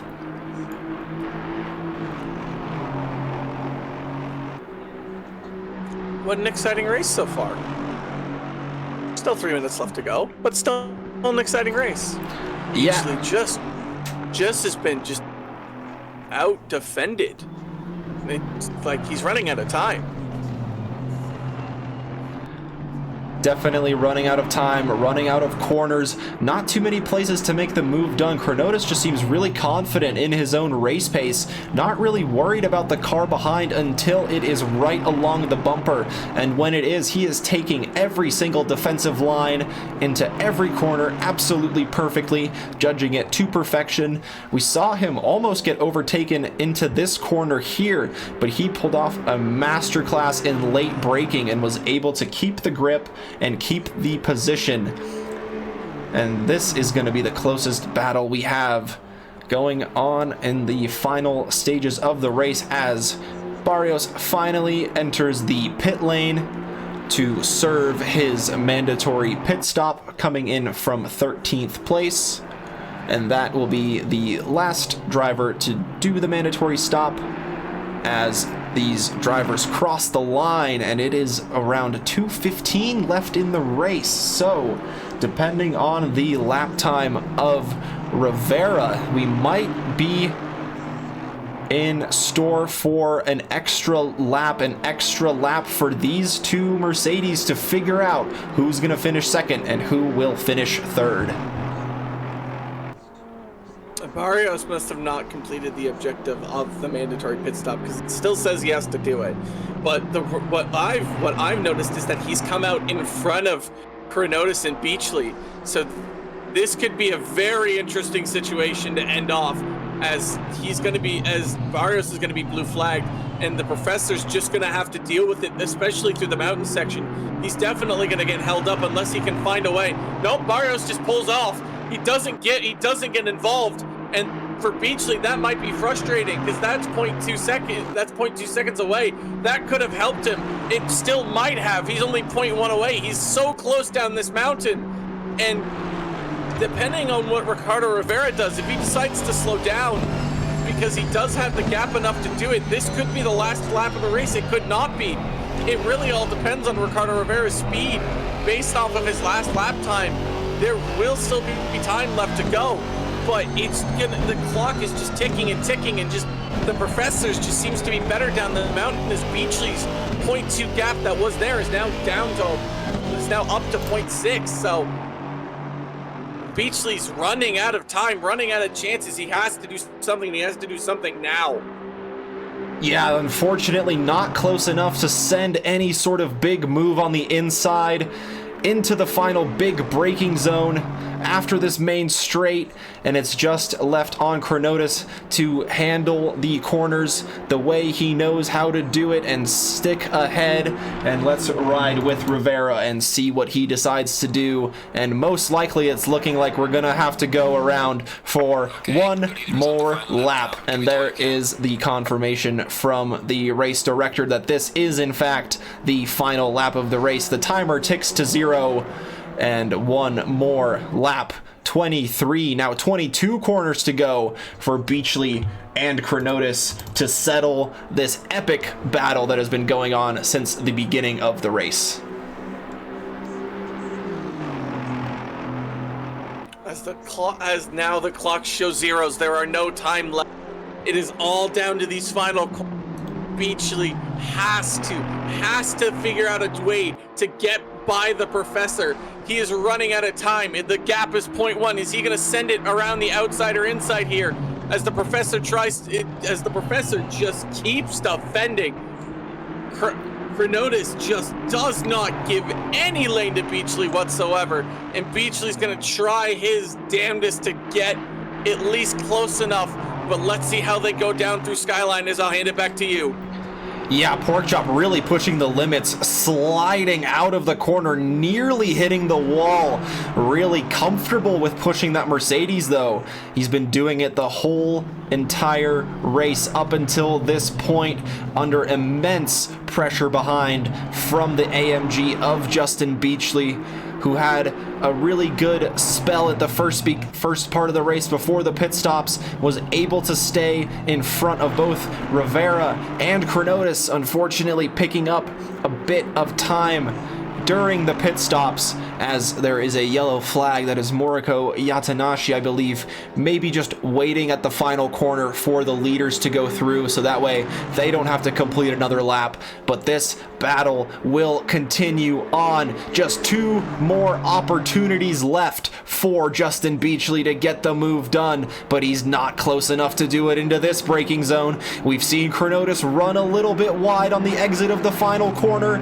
Is this going to be the opportunity that Beachley takes that position away? But he doesn't seem close enough to do it on this lap. Ricardo Rivera crosses the line to win the race, and in second place Chronotis with a epic defensive showing, able to defend from the hard charging Justin Beachley in third place. Fantastic battle between those two for the entire race. Absolutely fun to watch. Hansen across the line in fourth, with Skyhook finishing in fifth place. Austin Doyle, the next driver to cross the line. Sixth place, the leader of the rookies, defended from Alex Freeman just at the end there, less than half a second separating the drivers of sixth and seventh. 6th and 6th, they did not tie as they crossed the line. That would be cool to see, though. Yatanashi completing the race in 12th, letting us know that they misjudged the fuel usage, and yeah, unfortunately that can happen, but good on you to notice it and stop on the line and still be able to take the checkered flag. Shane Dumoulin crosses the line in 7th place. Provolone next in 8th. Porkchop still on track, riding the final corner out crossing the line in 9th. Potts Weaver in the Charmin Porsche number 13 in 10th place rounds out the top 10. And that is the open race complete. Absolutely awesome battle. And the chat pointing out incredible defense from the prof. That was super fun to watch. I really couldn't write a textbook any better about how to defend than that. Wow, Tyler, like fantastic 3 races tonight. Oh yeah, absolute fun, absolute good racing. We had incidences, we had crashes, we had chaos, but all in all, the checkered flag does wave. Ricardo Rivera wins in the open. Kronos Beachley round out the podium positions, and yeah, what a race that was. That was absolutely maddening. Could not have done it. Could not have drove it better myself if I tried, and I don't want to. Yeah, it's tough to endure that full stint around Bathurst with the walls. Let's take ourselves back to the studio. Here inside our lovely studio, Alex Hansen saying, good race, bad donuts. Unfortunately, sometimes it is hard to get a good donut. You really got to get that modulation of the throttle down to really figure out how the cars will slide around. And we will wait and see if our top 3 finishers will want to join us here in our studio. We can ask them a couple of questions about how the season went, how the race went. Of course, that being the last race of the season as well. We do have more exciting races and seasons coming up at Trackalicious. Don't miss those. Those signups are available on SimGrid. We can check those out and get yourself registered and race with the crew that you saw going around here today. Beachley and Rivera are in the green room. Perfect. Let's pull in one at a time. Let's pull in our race winner, Ricardo Rivera, real quick. Ricardo, how is it going? Congrats on your victory of the finale of the GT4 Open Series. Talk us through your race. We saw you lose the lead at the beginning and then get it back through the pit stops. How did that play out? Yeah, I suspected I was going to have a hard time the first straight, so I tried to hold it as much as I could, but at the end the Mercedes got me. Like every car was quite faster than my car in a straight line. And then I was waiting for the pit window I was planning to do it halfway and not changing tires to see if I could then jump and take the lead, but unfortunately I got a hit and had to pit way earlier than expected, but in the end it played out. Yeah, good to see. A really good season from you overall. Talk us through how the whole season really went as a whole and how, just talk us through your perspective of it. Yeah, it was quite fun. I joined the season late. I missed the first 2 races, and I joined with the Open because I think there was only one on the other Open, and I knew it was going to be a difficult car to get into in the front. It's good in quality, but in terms of races, lacks Australian speed. But it was quite fun. I think I got pole position in every races I've been won, and a win in every race I participated in. Awesome. Yeah, congrats on that. That's always good to see. Yeah, it's always fun to see people in a whole other kind of level compete in races like this. Of course, we have the rookies competing before and then going into the Open Series, and then a driver such as yourself setting those incredible lap times throughout and the consistency through the race. It's always fun to watch. And yeah, thank you for joining us. It's been super fun watching you throughout the season and putting on those battles. And congrats again on the first place. Thank you. Thanks. Let's pull in the finishers as well let's start with the Minister of Defense himself. We've got Professor Chronotis here, dubbed you the Minister of Defense during that closing stint. Absolutely incredible job defending Beachley behind. Talk us through that. How was it looking in the mirrors and seeing that Mercedes ever so closer every single lap? Well, he had the fresh tires and I didn't, which is why he was behind in the first place. So I was figuring if I could get the track position, I might be able to just like defend indefinitely. And then I did that, and that was hard. That was work. Yeah, it seemed like that tire advantage was pretty strong, but you were able to really keep the car defended in the right spots, absolutely where it mattered. And so, yeah, talk us through what it's like just being on a bit more of a defensive line than your normal racing line. Well, the feeling on this track having to defend into turn one is a really bad feeling. I can tell you that. Because it means the other car is going to get a full run and you're not. And they're going to be right up alongside you on Mountain Straight, and lucky if they don't get you around the outside on turn two. So the amount of time that I was just completely sending it into turn two to like once you're defending turn one, you're definitely defending turn two, and it it was tough. Yeah, it seemed like it. Tough You were driving. you were taking And those. Sorry, one go little ahead. mistake and I'd just be done. Like if I put the car a little squirrely too much one time on the pressured tires, Beach would have just drove right past me. Yeah, there was one moment at the end there I nearly just couldn't breathe. You slid a little bit on the exit starting the mountain and it almost tapped the wall. But it just shows how in control you were of the situation and defending from behind. Talk us through just how your season went in general through the 8 races we had here in the GT4 series. Well, I was mostly just waiting for this race. Just kind of plodding around behind Beachley and Hansen and Rivera. Just kind of hanging out in the back end of the top 5 and until finally getting to my track here to early race with them. So it's been a good one. But this was the race that I was really looking for. Yeah, and you got that result you wanted. 2nd position overall in the race. Good podium Can't position. complain about being 2nd to Rivera. Yeah, finishing out the season on a high note. Hopefully we'll see you back again next time. And let's get another one of our competitors in here. We're going to pull in Justin Beachley and talk about him from the other side of what it's like to be defended.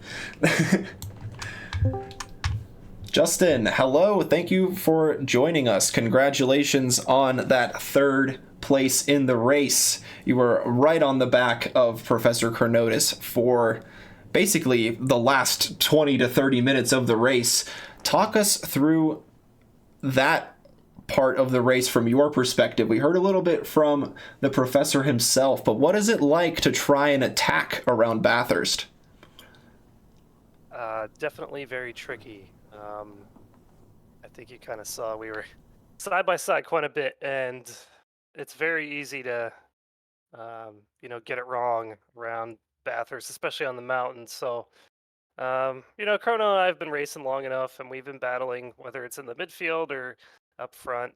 We've been racing for a long time, so we kind of know how each other are going to be moving around the track, and it was going to be very respectful. And as much as I would have liked to sent it on him, didn't quite get the opportunity to do so.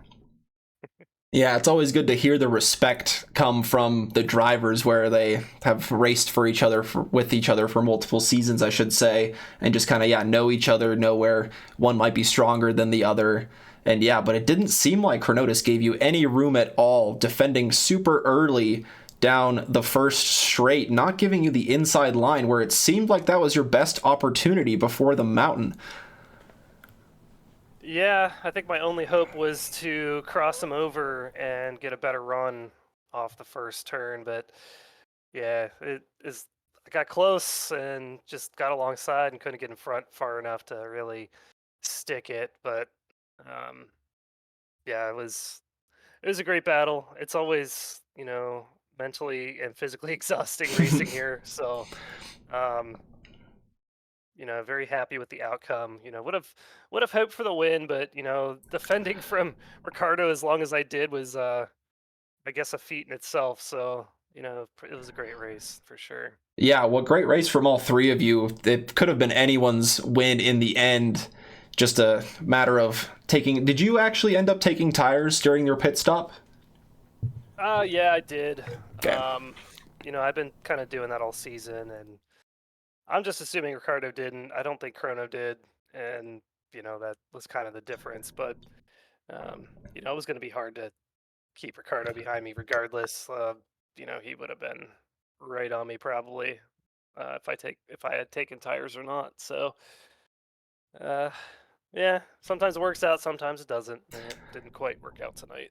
Yeah, we've seen it work out before in a couple of previous races where you really did have a big overspeed advantage, but unfortunately on a track like Bathurst where it is pretty difficult to overtake, that speed advantage didn't quite come into play. Nonetheless, congratulations, top 3 finish, good way to end the season, finish it on a high note. Congratulations to you, Justin, and yourself, Chronotis. And we've got Alex Hansen hanging out in the green room. Let's pull him in here and see if we've got some questions. Tyler, do you have any questions for our finishers here?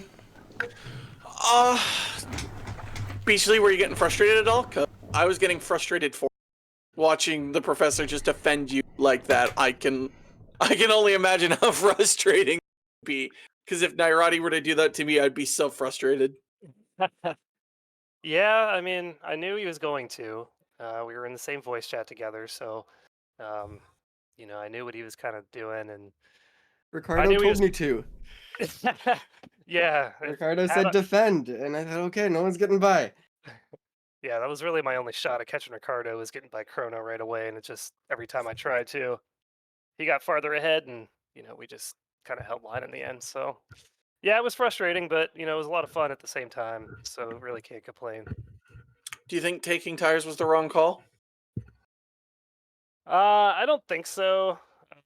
Having practiced a little bit on, the first stint fuel runs with a little bit extra, like the tires were definitely falling off at the end to the point where I thought it would have been a good idea, but you really don't know what other people are going to do around you, and like you saw Chrono defended really well, and just couldn't get by him. So I that's the way it think we were goes. playing a matching game. I wanted to do something different than you, and you wanted to do something the same as me. Because you're already ahead. Yeah, that's pretty much how it went. I was probably going to take tires regardless because it's kind of what I've been doing all season. So I think maybe outside of the first race, I think it burned me a little bit, and then I just kind of, decided. I set the purple lap 2 laps before pitting, so I figured they're probably still good. Yeah, I think I was doing okay as well, and I was debating it, and I'm like, well. Those last 10 minutes, they were brutal though compared to yours. Yeah, I definitely felt a little better at the end for sure. Hansen, what was your race like? We caught on to you a few times, but you just were kind of in no man's land a few times. Oh yeah, it was hard because I was constantly battling with P5, P4, then a few blue flags. I could not go fast enough on the straight to overtake even Porsche for some reason. But I decided to go for a pit stop, and at the end I ended up P5 after Skyhook. Yep. And just managed to overtake him to finish after Beachley. So hard, but fun. Yeah, it seemed like it was a good move to get that pit stop done early and get into a bit of clean air to kind of race your own pace a little bit and just kind of pull out a good bit of lap time there from everybody. And so good battles we tuned in from you, Alex. Talk about how battling is around Bathurst and getting any overtakes done. I was actually hoping it would be much easier, but driving this McLaren, trying to catch it every corner, it's sliding so much. And at the start, it was weird seeing everybody just go in one line. Nobody could overtake anyone. So, yeah. Yeah, it was good racing from start to finish. Congrats again on that top 5 finish, finishing out the season on a high note. And congrats again to Ricardo Rivera, Chronotis, and Justin Beachley for joining us in the chat as well. And I think that is going to conclude us for the interviews today. Thank you guys for joining us here in the studio. And hopefully we'll see you on track in the next season. Yep. Thanks, guys.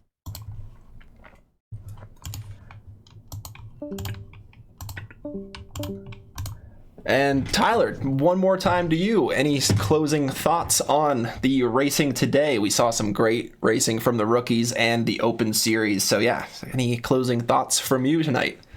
Narati, I think, still has the best overtake. The 2 double overtakes through the just before you get right into the mountains. Best overtake. Save, I have no clue. I mean, maybe Atanashi with a great save there at the end, and then obviously defense of the night goes to the professor with an exhilarating almost 20-minute defense. So, but I think that's all from me. Thank you so much for having me, and I look forward to hopefully getting to broadcast with you again next season. Yeah, thank you for joining me. Good to have you here for the Open Series as well as the rookies. Thank you to all of the lovely folks in the chat talking to us, keeping us engaged through the stream, answering our questions we might have for you, and we hope to see you all back for the next seasons of Trackalicious. I just want to say one thing. One prediction was correct. Ricardo Rivera did win the race. So Tyler Morgan did get one right. So we'll aim to get more correct next time.